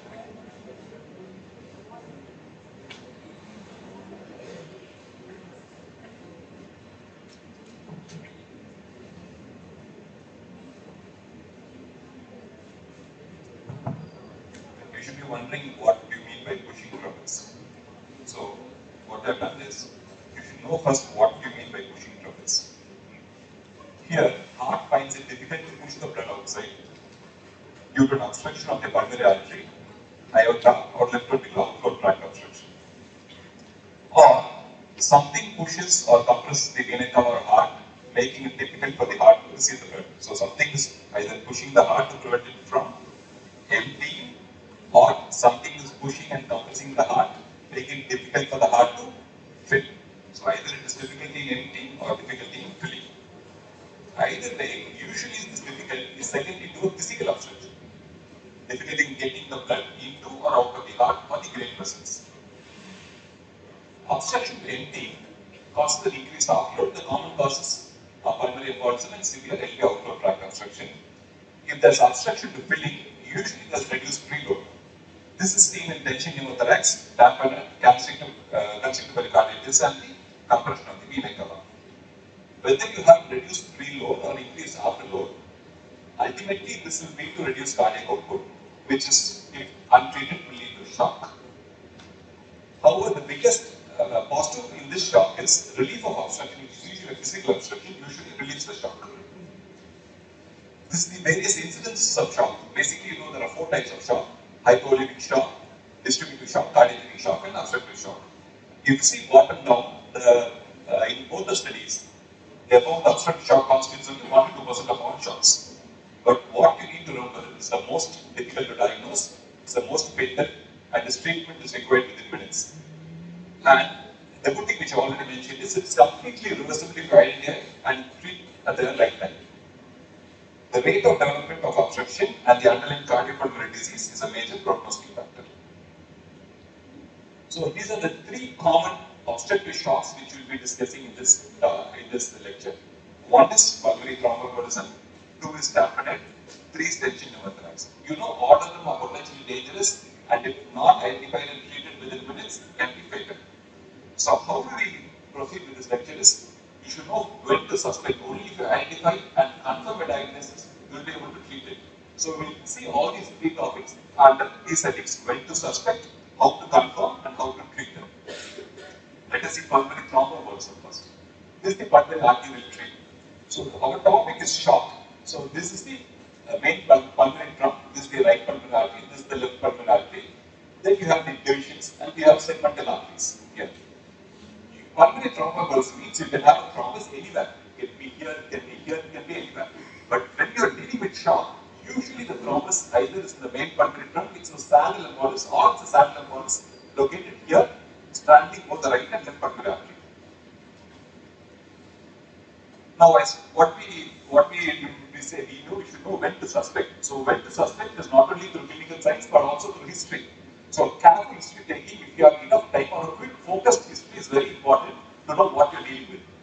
So, you have to check whether the patient has got any of these risk factors. Because if someone has these risk factors, they have a strong predicament to develop, a strong odds ratio to develop a pulmonary thromboembolism. So, someone who has this has got a 10 times higher risk of developing pulmonary thromboembolism. So, someone with a low limb fracture, previous history of renal thromboembolism, spinal cord injury, THR, TKR recently, major trauma, or history of hospitalization for heart failure in the past years. The basic condition in which these patients are is immobility.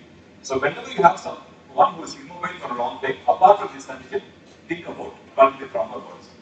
Here, similarly, though there is not as much risk as this, but these conditions, especially cancer, you have higher risk for patients developing pulmonary thromboembolism. Young ladies, please always ask history whether they are postpartum, they are recent IVF or oral contraceptive use.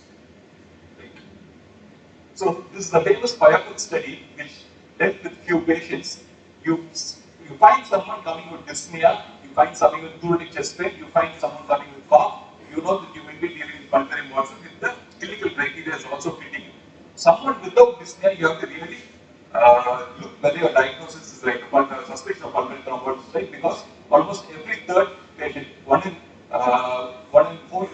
or 3 out of 4 patients will have dyspnea. When you look at the monitor, you have all these 4 signs or most of these signs. Sinus tachycardia will be present almost in 100% of the patients. Severe pulmonary embolism, someone who's having shock invariably will have hypoxia. They will have tachypnea and also have hypotension. So these are the 4 signs which you need not even straight. You just look at the monitor, you get all these signs at your bedside. So hypotension, tachypnea, tachycardia, and hypoxia should alert you that you may be dealing with pulmonary embolism if you have the right history for the patient. So this is the common history which you all see. Patient comes with acute or subacute dyspnea. So it's not always acute. They can be having symptoms for the past 1 week or 10 days. Acute or subacute dyspnea, hypotension, hypoxia, tachypnea, and tachycardia they just told. Dyspnea with clear chest. Please remember, most of the times when you have dyspnea, you have some findings in the chest. Whenever you have a clear chest with equilaterality on both sides, you have to really see whether you are not dealing with pulmonary embolism only if you have an alternate diagnosis. If you do not have an alternate diagnosis, you will be right if you are suspecting pulmonary embolism. And obviously, you have the equivalence of pulmonary embolism. So here you have a small score called as PhD Wells rule. If you remember this mnemonics, instead of remembering all the history and the points, you just go through this mnemonic. H is for heart rate more than 100, A is for active cancer, S for surgery or immobilization, P is for previous history of pulmonary embolism, alternative diagnosis absent, hemoptysis, and thrombosis or TPPs. So this mnemonic is very easy to remember. If someone comes with pulmonary embolism, suspected pulmonary embolism, see whether you can remember this mnemonic and see how many points this patient has. If the patient has got more than 2, score is more than 2, likely you are dealing with pulmonary embolism. The patient score is 0 or 1, it is very unlikely the patient may have pulmonary embolism. Many times when you do pulmonary X-ray for pulmonary embolism, it will not reveal anything. But while you do X-ray in pulmonary embolism, it's actually to rule out other causes like infection, like pneumonia, or some effusion or pneumothorax. So X-ray in pulmonary embolism is mainly to rule out other causes of dyspnea. And many times you are fascinated with these signs like Palla sign, Hampton sum, which you read in the entrance exams. Please remember, it's not seen in more than 10 or 15% of patients. Don't waste for looking at those signs. So X-ray is mainly taken in pulmonary embolism to rule out other causes for dyspnea. The simple bedside ECG will give you so much information in pulmonary embolism. You will be commonly mistaken to see That treat this as what? Unstable angina or non-stable elevation by acute coronary syndrome. What happens in pulmonary embolism is this V2, V3, V4 inversion is not due to acute coronary syndrome. Here the ventricle is dilated, the right ventricle is dilated. When the right ventricle is dilated, it becomes large and occupies the space underlying V2, V3. So normally this V2, V3 records activity from the septum or the left ventricle. But when the right ventricle is dilated, these electrical activities are actually picked up from the right ventricle, not from the left ventricle. So because the right ventricle is dilated and it is overlying V2, V3 is underlying the space below V2, V3 is actually the right ventricle. So what you see here is actually right ventricular strain pattern. So apart from sinus tachycardia, the next common sign you can see in pulmonary embolism is this strain pattern due to RV. So V inversion V2, V3, V4. The next question you can ask me is why can't be coronary syndrome or something called as balance sign? For this you have to carefully look at lead 3. Lead 3 is also basically a right-sided lead. So this T-wave inversion in V3 will tell you, L3 will tell you this is more in favor of pulmonary embolism. So sinus tachycardia, this T-wave inversion, sometimes you can get right axis deviation. It is very, since you are all postgraduates, you will just come fresh from your entrance exams preparing. You are always asked about this S1, Q3, T3 sign. You have S1 here, S1 with lead 1, you have Q wave in lead 3 and T wave inversion. But please remember, it is seen only in 10% of patients of pulmonary embolism. So having someone not having S1, Q3 doesn't mean the patient doesn't have pulmonary embolism. So that's the takeaway. If it has, it is very good. You might treat it with pulmonary embolism. If someone doesn't have this, do not say he doesn't have pulmonary embolism. So these are what ECG bedside clues which will tell you the patient has got pulmonary embolism. The next thing which will actually give you much more information is the echo. Normally, this is the interventricular septum, this is the posterior view. You see here, the right ventricle doesn't occupy more than 2/3 of the left ventricle. Left ventricle is actually larger, and right ventricle should not be more than 2/3 of the left ventricle. In pulmonary embolism, the right ventricle is dilated, and you see here it is actually larger than the left ventricle. The size of the right ventricle is larger than the left ventricle. So there are indirect clues to say that the patient has got pulmonary embolism. And this fits the door. In short axis view, you find this O-shaped left ventricle. You see here, you say beautifully contracting, and it's O-shaped both in systole and diastole. But whenever the RV size is enlarged, it will compress the left ventricle. This interventricular septum will behave as part of the right ventricle. So this septum is pushed towards the left ventricle, and this left ventricle, instead of becoming O-shaped, it is D-shaped. So this D-shaped left ventricle, dilated right ventricle, right atrium are indirect clues saying that the patient may be having pulmonary embolism. The other sign which is actually pathognomic for pulmonary embolism is something called as a McConnell sign. Here you find something unique in pulmonary embolism. You find this apex like a trampoline swimming up and down with the relative. You see here this is not doing much. So this is McConnell sign. Relative sparing of the apex embodying the right ventricular free wall is McConnell sign. This is almost pathognomonic of pulmonary embolism. So if you want to make a diagnosis without sending the patient for CT scan, these are all the things: ECG, your echo, and your clinical suspicion, and your clinical history to know whether the patient has got pulmonary embolism. Obviously, if you are in a tertiary care center, if CT pulmonary angiogram is available, you send the patient to the CT pulmonary angiogram to confirm whether the patient has got pulmonary embolism. The patient has got pulmonary embolism in the presence of shock. You know each patient has got high risk of pulmonary embolism. You have to treat subsequently. If you do not have a bedside CT pulmonary angiogram is not available, you are not in a tertiary care center, or in the middle of the night you do not have a CTPA, what do? You just do a bedside transfer or CT echo. Look for RV dysfunction. Why this is very important is, if someone doesn't have RV dysfunction, he says you have to search for other causes of shock instability. What we mean by this is very simple bedside clue. If there is no RV dysfunction, you have to suspect or you have to question yourself whether you are really dealing with pulmonary embolism. If you have RV dysfunction, then you can obviously do a CT pulmonary angiogram. It's available to see whether it is positive or negative. If you do not have the CT pulmonary angiogram, if you have all the clinical clues which I mentioned, they have stage, you score, RAR is dilated, you have an echo which shows McConnell sign, you have RV dysfunction, then you can always be bold enough to say that I'm treating with pulmonary embolism and shock, you can go into that treatment. So that's the second part, how to suspect and how to confirm. That's through pulmonary angiogram and other bedside tests. How to treat? Nowadays, they are using penile templates. Before you're using streptokinase. Before you do this, you have to know the patient doesn't have contraindication for thrombolysis. The contraindication for thrombolysis in pulmonary embolism is the same contraindication which you deal with in myocardial infarction. History of hemorrhagic stroke.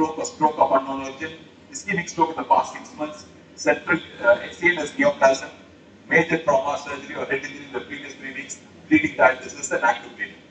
So if you're familiar with tenecteplase and streptokinase, remember only these two, do not confuse others. We use tenecteplase often. It is 0.3 ml of enoxaparin IV upfront, followed by 50% of body weight. Someone is 80 kilos, give 40 ml of tenecteplase as IV bolus. Follow this by 0.3 ml of enoxaparin subcutaneously, 30 minutes of injection. Please remember this. Do not remember only the tenecteplase dose, and you have to inject not only your postgraduates, your wards of your casualty staff to know the tenecteplase dose has to be followed by, should be preceded by enoxaparin and followed by enoxaparin. This is IV and this is subcutaneous after 30 minutes of thrombolysis. If you are not having tenecteplase or the patient cannot afford, forget it, use streptokinase, which is time tested and we have been using for several years now. The dose is different from what we give for myocardial infarction. You give upfront 2,50,000 as a bolus over 30 minutes, followed by 1 lakh infusion per hour for 24 hours. If at any point of time you find the patient has got bleeding, you can stop the thrombolysis. This is one regime. The other regime which you can use is like what we do for myocardial infarction. You go 15 lakh units or 1.5 million units. Instead of using over half an hour, use this over 2 hours. The advantage in pulmonary embolism over myocardial infarction is it's got a window period, long window period. In myocardial infarction, you can thrombolyze only for 12 hours. In pulmonary thromboembolism, you can thrombolyze, the history is less than 14 days, you can thrombolyze even for 10 to 14 days, the patient presses the shock. So the efficacy might come down, but the window period is much larger compared with pulmonary, compared to myocardial infarction. So please remember this doses. But there are some cases which fail, you have failed thrombolysis, like you have in myocardial infarction, the thrombolysis fails, ECG persists to be, persists to show ST elevation, the patient has failed. Then you shift the patient to the cath lab for angioplasty. Similarly, if your treatment fails, your thrombolysis fails, the patient continues to be hypoxic, dyspneic, then what you could do is you take the patient to the cath lab. This is the pulmonary arteries, right pulmonary artery. See, when you inject through a catheter, you don't find any flow at all distally. But when you give a catheter direct treatment, you take the catheter in here and thrombolyze. This is catheter direct treatment. After thrombolysis, you see the pulmonary arteries. So this is someone who has got a failed lysis or someone you have a risk of giving systemic lysis. You can use this catheter direct thrombolysis. So all these patients will have hypotension. So hypotension is basically due to pulmonary embolism. The load to the right ventricle itself, the output from the right ventricle to the pulmonary arteries is reduced. But please also see, you have to see whether the patient has got coexisting hypovolemia also. Here to treat RV failure, you can give capital fluids, you can go up to 500 ml or half an hour. So when we use IVC filter, so there are certain subset of patients after thrombolysis, or you cannot thrombolyze. So after thrombolysis, if you are able to thrombolyze, fine. After thrombolysis, we find there's bleeding or the patient cannot continue oral anticoagulation, you can use IVC filter. This IVC filter, what does it do? It does not, as the name tells, it is a filter. It's a mesh, like a mosquito net. It's got a filter here. So it allows the blood to go through it. So this is placed below the renal veins. It's placed IVC just below the renal veins. So it allows the blood to go upstream, but it will not prevent big clots which are actually dangerous. It allows small clots to pass through and the blood to pass through very easily. It will not allow big clots to pass up. So the patient's risk of vaso-pulmonary embolism actually reduces. So someone who has got risk for, someone has got a contraindication for anticoagulation, or someone who is on anticoagulation but continues to have DVT or recurrent pulmonary embolism, you can use this IVC filter, or someone who doesn't wish to take anticoagulation, you can use IVC filter. So the name says this is placed in the IVC below the renal veins, it allows the blood to go through, and as a filter, it will prevent big clots from going up. So that's about pulmonary embolism. I'll just touch upon aortic dissection because I thought this is worth mentioning here. So what happens in aortic dissection is, you see there's a scar in the intima. These are the 3 layers of the aorta. This is the intima, this is the media, and this is the adventitia. You have the intima in violet color, you have the media in the red, and you have the adventitia which is yellow color. In aortic dissection, what happens is a part of the intima is actually cut or breached. So what happens is, apart the blood doesn't go through this channel. Some part of the blood actually goes through this channel. This is the pons lumen. So because of shear stress, this keeps expanding and keeps expanding. So So if you see here, it has started somewhere here, and this is the false lumen. The red is the false lumen, and the pink, light pink is the actually true lumen. So depending upon which area is hypoperfused, if the amount of blood going through the false lumen is large, amount of blood going through the true lumen is reducing, the patient, though the blood pressure will be high. This is one condition in shock, where the patient has signs of organ malperfusion, hypoperfusion, the blood pressure is high. In all other conditions of shock, the blood pressure is low, patient has got hypoperfusion, you start noradrenaline, you start inotropic fluids. One condition the patient's blood pressure is high, but the patient presents with organ hyperperfusion or malperfusion is dissection. So because the blood goes to the false lumen and not to the true lumen, depending upon where which tissue gets hypoperfused, you will have that type of symptoms. If it is in the spinal cord, you get present paraplegia, paraparesis, or patient can present abdominal pain, the leg can present with pulse deficit, hypokinesis, numbness, or if it goes to the brain, the present with cerebral infarction or upper ischemia. So how do you suspect aortic dissection? Now I told you three things: how to suspect, how to confirm, and how to treat.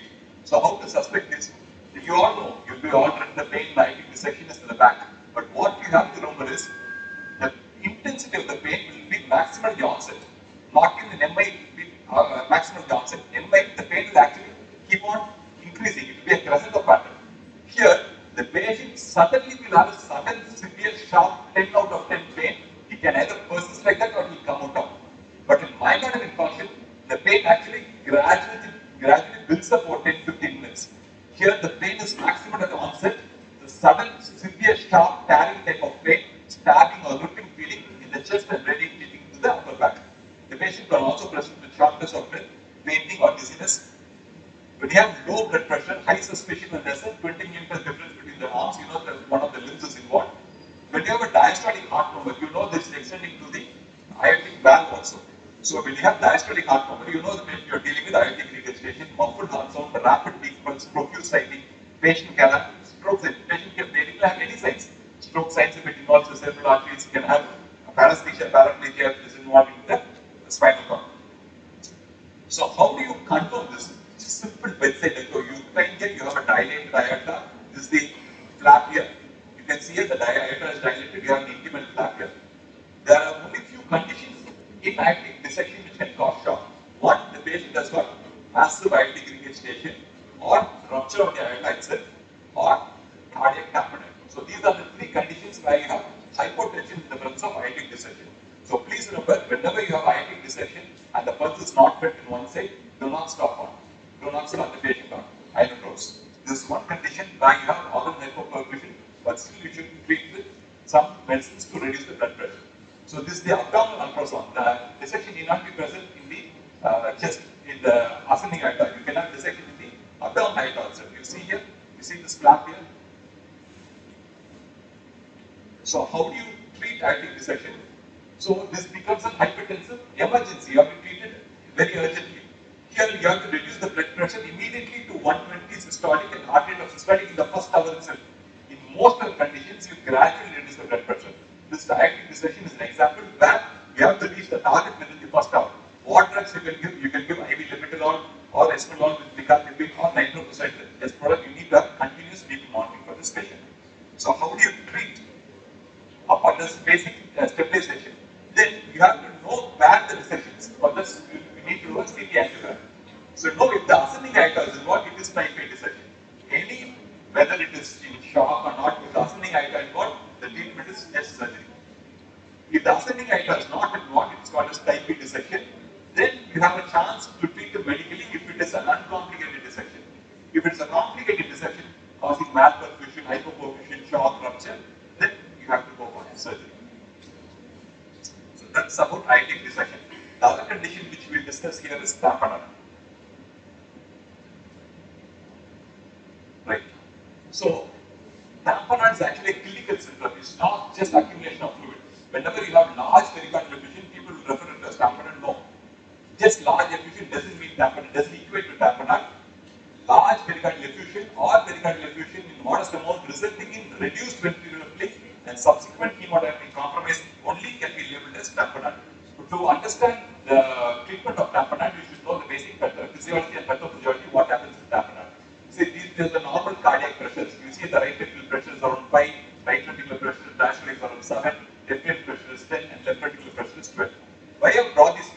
is you have to compare this with the intrapericardial pressures. The intrapericardial pressure during inspiration is -2 to -3, and during expiration is up to 5. What you have to know is at any point in our cardiac cycle, whether it is inspiration or expiration, your pericardial pressure doesn't go above any of the cardiac pressures, chamber pressures. So pericardial pressures are always lower, whether it is inspiration or expiration, it is always lower than your cardiac pressures. In pericardial tamponade, what happens is, you know, the fluid slowly starts getting accumulated, the pressure starts building up in the pericardium. When you have mild to moderate tamponade, that means your intrapericardial pressure is 5 to 10 mm mercury. So what happens? It will push or it will compress chambers where the pressure is lower than this. So something like the right atrium, the pressure is only 5. So when it goes above 5, it starts pushing the right atrium. When it goes above 10, it starts pushing the left atrium and the right ventricle. In severe tamponade, usually the patient is got in a very morbid condition, it starts compressing most of these chambers. So depending upon the level of the pericardial pressures, or just by seeing an echo, you know what type of what pressure you are dealing with in the pericardium. This will be a rough clue as to whether the right atrium is compressed or the right ventricle compressed or the left atrium compressed. You know what is the severity of the tamponade. So this pathophysiology is very important for you to understand. This is the right atrial pressure.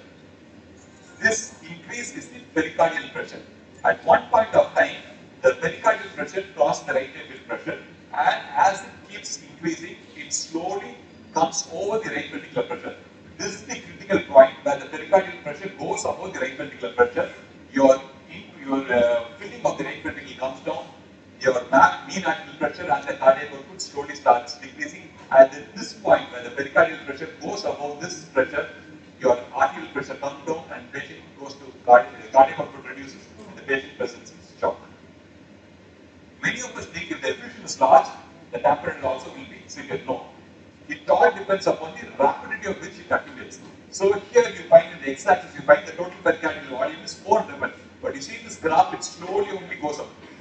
Because slowly accumulating effusions, you have some time to adjust with the pressure what you do. But here you have only 120, 150 ml. But tamponade comes much earlier.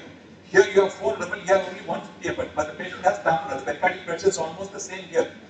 That is because even modest amount of rapidly accumulating fluid, especially if it is blood or some other viscous structure, with something with high viscosity, can have major effects on cardiac function. So it's not only the amount of fluid, it's also the time taken for the fluid to accumulate. It will depend whether the patient presents with tamponade or not. So this is the pathophysiology. Accumulation of fluid at the high pressure compresses your cardiac chambers and impairs diastolic filling of both ventricles. Your arterial pressure reduces, your cardiac output reduces, and the patient presents with hypertension, shock, and reflex tachycardia. On this side, because the ventricular filling is also impaired, your venous pressure goes up, patient presents with systemic venous congestion and signs of systemic venous congestion, namely raised JVP, hepatomegaly, and peripheral edema. Right? So when to suspect, having known all this, when to suspect the patient you are dealing with tamponade, you have to look for the history. I told you when to suspect based upon history as well as clinical examination. So when you suspect based upon history, you see that the patient has got history of malignancy, very common to cause pericardial tamponade, most common cause of pericardial tamponade in fact. See that the patient has got tuberculosis in another situation, renal failure, trauma, post-cardiac surgery. These are the clinical history clues which will suggest the patient may be dealing with, you may be dealing with pericardial tamponade. Any patient coming with signs and symptoms mimicking right heart failure, always rule out pericardial disease when there is systemic venous congestion. Signs and symptoms are striking if the tamponade occurs rapidly, but can be missed if it is subacute or chronic. These are the three signs. Again, you have read this in your entrance exams. Next slide. Remember the 3 Ds. Distant heart sounds. That is, your heart sounds are muffled because when you place a neck over the chest wall, there's a pericardial fluid in between, so that you're not able to hear your heart sounds well. So you have muffled heart sounds, raised JVP, and because of the reduced cardiac output, you have hypotension. So remember these 3 Ds. Next slide. Again, which is commonly seen in cardiac tamponade. Other clinical condition where or the clinical sign which you can elicit but we have hardly see, it's mentioned so many times, is something called as pulsus paradoxus. You see a normal respiratory variation is only less than 10. When someone has a paradoxical pulse, the respiratory variation between inspiration and expiration is more than 10. There's an exaggerated inspiratory fall in blood pressure. This is a very big difficult sign to elicit. Please remember, this is not pathognomonic of pulsus paradoxus. They are not, this pulses paradoxus is not lacunominate from tamperate, you can find in other conditions, even non-cardiac conditions like asthma and COPD. But whenever you have someone with pulses paradoxus, you have to suspect cardiac tamperate in the background history. So what actually happens in pulses paradoxus? This is the tracing. This is the right ventricular tracing. This is the aortic tracing. You see the pressure in the aorta during inspiration, and you see the pressure in the aorta during expiration. You see aortic pressure is markedly reduced. During expiration, this is the pressure in the aorta. During inspiration, you find here the pressure is rapidly, markedly reduced. On the contrary, when during inspiration, the right ventricular pressure increases. Normally, there is subtle variation in the right ventricular and aortic pressure or left ventricular pressure during inspiration and expiration, but this is marked.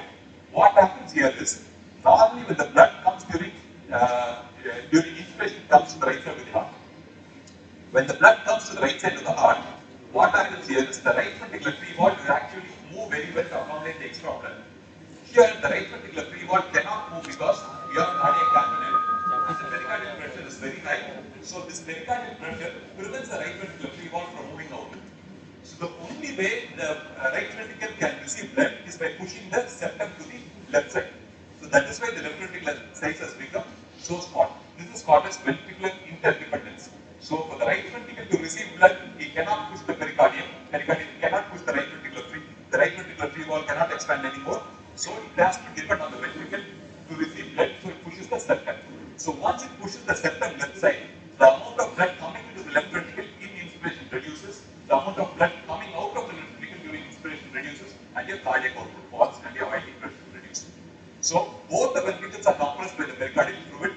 Inspiratory enlargement of the right ventricle compresses and reduces the LV volume.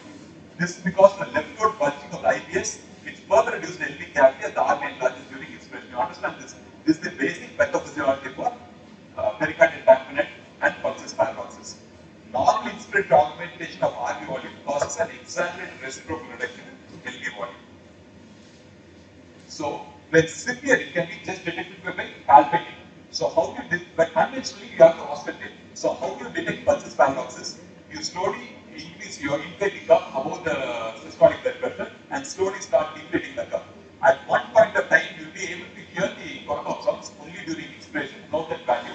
Keep deflating the cup further. At one point of time, you will be able to hear the cork sound in each bit, irrespective of the respiratory phase. So the difference between two will be pulses. The difference will be the pulses paradoxus. Normally, usually this is not more than 10 millimeters. If it is exaggerated, you know you are dealing with pulses paradoxus. So that is for how to suspect. So how do you confirm? Confirmation is best said by echocardiogram. You see here large pericardial effusion, the heart is swinging leech motion. So other sign which you can see in electrocardiogram, can someone tell me what electrical sign you can see in pericardial tamponade or very large pericardial effusion, the heart is swinging like this? Exactly. You can see something called as electrical alternance. That is because when the heart moves anteriorly, the complexes will be large because they will be closer to the heart. When the heart moves posteriorly, the complexes will be further away from the heart and the complex will be smaller. So for every beat, you will have a large complex or a small complex. This is electrical alternance. Here you can see here the right atrium is getting collapsed here. See the heart is swinging, but you can also see the right atrium being collapsed here. So this is, you know, there's pericardial effusion, and if the right atrium is getting collapsed, when the right atrium is getting collapsed, you know that the pressures are roughly between 5 and 10 millimeters. Pericardial pressures are between 5 and 10 mm. This you can see in the subcostal view. You can see the right ventricle also is getting collapsed. You see here, the right ventricle is also getting collapsed. You know you are dealing with somewhat pericardial pressure. You are dealing with higher pericardial pressures. This is right ventricular collapse during tamponade. Simple bedside X-ray will add to your diagnosis. Most of the times you will be mistaken or you will be commenting as cardiomegaly. This is not actually the heart, it is actually pericardial fluid which is mimicking cardiomegaly. So cardiac center will be rounded, it will be flask-like, you have an enlarged cardiac fluid, and most importantly, lungs will be oligemic, you have a clear chest in pericardial tamponade as well. So how to manage? Administer oxygen for this patient, volume expansion with blood, plasma, saline, maintain adequate intravascular volume, bed rest with leg elevation, inotropic drugs you can use if you want, you can use dobutamine. Please remember, avoid using diuretics and vasopressors. Like pleural effusion, many people who think cardiac failure, you can give diuretics. You give diuretics to actually worsen the patient. avoid vasodilators and positive pressure ventilation. This all can be done while you are preparing for pericardial aspiration or something called as pericardiocentesis. Again, this is a simple life-saving bedside procedure, very easy. Patient will not have time till you are getting an ambulance to transfer the patient. So with some amount of proper position, like 30 degrees at an elevation if possible, zippy sternum, this is the zippy sternum. With your needle, give some local anesthesia, with your needle, pivot pointed upwards, this needle pointing towards the left shoulder. You just connect the leads to the monitor, ask someone to look at the leads, ask someone to look at the monitor. You go with a gentle negative pressure. You hold your needle firmly, start giving some negative pressure and go inside. At one point of time, you can, as you aspirate and go inside, you know you're dealing with some liquid and when you aspirate. It either be blood or it can be some serous fluid or serous sanguineous fluid. You know you're in the pericardial space. It can also be the right ventricle. How do you differentiate this? One, you look at the monitor. When the needle is touching the right ventricle, you will have some ectopics. That's why I ask, you always connect the leads to the monitor and you ask someone, you ask your colleague to look at the monitor, ask them to say whether you're getting some ectopics. If you're not getting an ectopics and if the fluid is free flowing, you connect this and start aspirating. They send the sample for analysis. Even 50 or 60 ml of fluid is aspirated, you ask someone again to palpate the pulse. If the patient comes short, you ask them to palpate the pulse just with 20 or 50 ml, 2 times you aspirate, the pulse will start. Okay. So the simple sign you have to know that you are in the pericardial space and the patient will get immediate relief by aspirating as little as 50 ml of fluid. Sometimes it will get reoccurring, especially in malignancy. It will get reoccurring. So what you do here is after pericardiocentesis, you put a guide wire, you put a central catheter, leave it inside using a three-way stopcock, aspirate as much as possible. Then come the next day and check it. Check with an echocardiogram, and then it is reaccumulated. It is reaccumulating. You keep this fluid, keep the catheter, and keep aspirating as much possible. A repeat echocardiogram should be performed within 24 hours. A repeat chest X-ray also should be performed within 24 hours. So that's the management. If you keep accumulating, the pericardial fluid keeps accumulating, you cannot keep aspirating at all. Then you have to send the patient for definite procedure like pericardial window or pericardial excision. So the third topic will be tension pneumothorax. Of all the three, this is the most dangerous. The patient can collapse within minutes. So again, we will see under these settings when to suspect, how to confirm, and how to treat. It's damage to the pleura. The pleura air is flowing inside the pleural cavity, either from outside or from external injury or from lungs into the pleural space where your blood can be ruptured.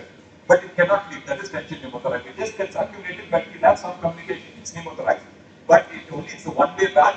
Fluid air comes inside, but it cannot leave. You are landing up with tension pneumothorax. So accumulated air puts pressure on the lung fluids from expansion, and the patient goes for respiratory distress. As the air gets accumulated, the trachea and other structures of the chest are pushed away, and your distress increases. Increasing pressure can compress, slowly can compress the heart and other great vessels draining into the heart. Your venous reduces, your cardiac output reduces. If untreated, patient goes for progressive shock and collapse. So when you suspect through history, blunt or penetrating trauma, someone who's with mechanical ventilation, suddenly you find it's difficult to ventilate. CPR, where the patient can have some trauma. Central venous catheter replacement, you were accidentally injured. Displaced spinal fracture, this is the key history. Again, I just put a small denoting. P-thorax, pneumothorax or P-thorax. These are the physical signs which you can elicit tension pneumothorax. P is for pleuritic pain. T is for tracheal deviation to opposite tachypnea and tachycardia. H is for hyperresonance. Hypoxia and hypertension. O is usually it's a sudden onset. There's nothing called as slow effusion, slow pulmonary embolism or slow tablet. Here it is onset is sudden. If you start with patient will collapse. Reduced blood sounds, absent tremulous, and X-ray showing collapse. So difficult to get an X-ray, chest X-ray erect because the patient is so distinct. Some say you do not even take an X-ray, you are very sure of the diagnosis. The best test to confirm is an ultrasound. I am not good at this, but at least I can tell you what to see. There's something called as lung sliding, lung point or the lung sliding sign. This is the lung point. Difference between that we have pneumothorax and the normal lung is almost 98% sensitive and it's got a 99% negative predictive value. If you are well versed with this lung ultrasound, you can rule out just by having one probe over the anterior chest wall, highest one to the anterior chest wall. You can very easily rule out pulmonary pneumothorax, tension pneumothorax. This is the normal sliding lung. You can see here, this is the normal sliding lung. At one point of time, this point is actually sliding well. this point is not sliding, and this is the normal sliding lung. You can see here the entire pleura is shimmering movement. You can see it. You can see it. This small movement, shimmering movement or flickering movement with the altitude. You can see it. This is the normal sliding lung. This is the lung point. You can see here. You can see here. This at this point. This is the lung point or the point where there is pneumothorax. This is small movement. There's movement. Here there's no movement at all. There's no sliding at all. There's no pleural sliding. Here the sliding. This is the lung point. With this, you can diagnose bedside the patient has got pneumothorax. So how do you treat pneumothorax? Your clinical suspicion has to be very high, and the patient is sick. Do not wait for chest X-ray, as I mentioned. Immediate needle decompression by inserting a large bore, 14 or 16 gauge needle into the second intercostal space. That's the first point. Or you put the or in the 6th or 7th intercostal space in the axillary line. This is the second point. 3rd or 4th intercostal space in the anterior axillary line. So I will usually gush out 19 pericardial tablets. Small amount of air leak will give enormous relief for this patient. So my final takeaway is obstructive shock is most fatal but most gratifying. It can be treated at the bedside in the emergency department. You will see the results immediately. If identified and treated correctly, high degree of suspicion is essential. Diagnosis has to be quick. Do not wait for confirmatory test if it is not available or patient is sick. You have to take the decision. That's why your history and clinical clues or clinical acumen is very important in diagnosing, because by the time you refer, the patient may not reach the hospital. Simple bedside echo, chest X-ray, ECG provide invaluable clues. Intervene early and usually patient makes a complete recovery in the initial phase in the year. If the initial phase in the year is managed well. So thank you for your patient hearing. This is what we are all proud about. Dissemination of knowledge is ultimate. Never stop listening, never stop learning, and never stop teaching.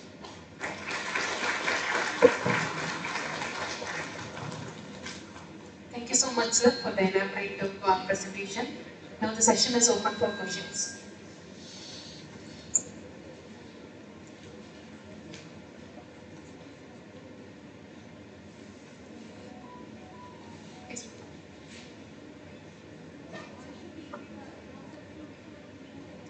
The interface has got a very short half-life. So once you lyse the clot, the thread clot, there'll be a raw area. It will attract more clots.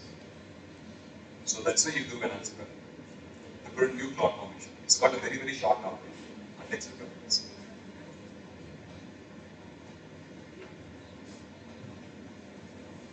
Stitch pneumothorax. Later the air you have to put one needle in the second interface. But in the 6th intercostal space, 3rd or 4th intercostal space. yeah, that's okay. But you have to put a permanent ICD. Yeah, this is temporary, sir. Temporary, we always put it in the second intercostal space.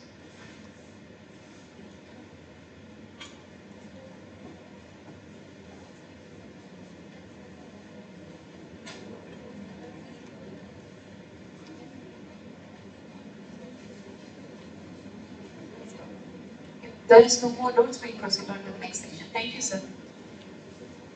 It's our greatest pleasure to welcome our Managing Director, Professor Dr. Annamani Raghupati, sir, to our CME. We welcome you, sir. I request our HOD ma'am, Dr. Shanta Parthiban, to honor our Managing Director.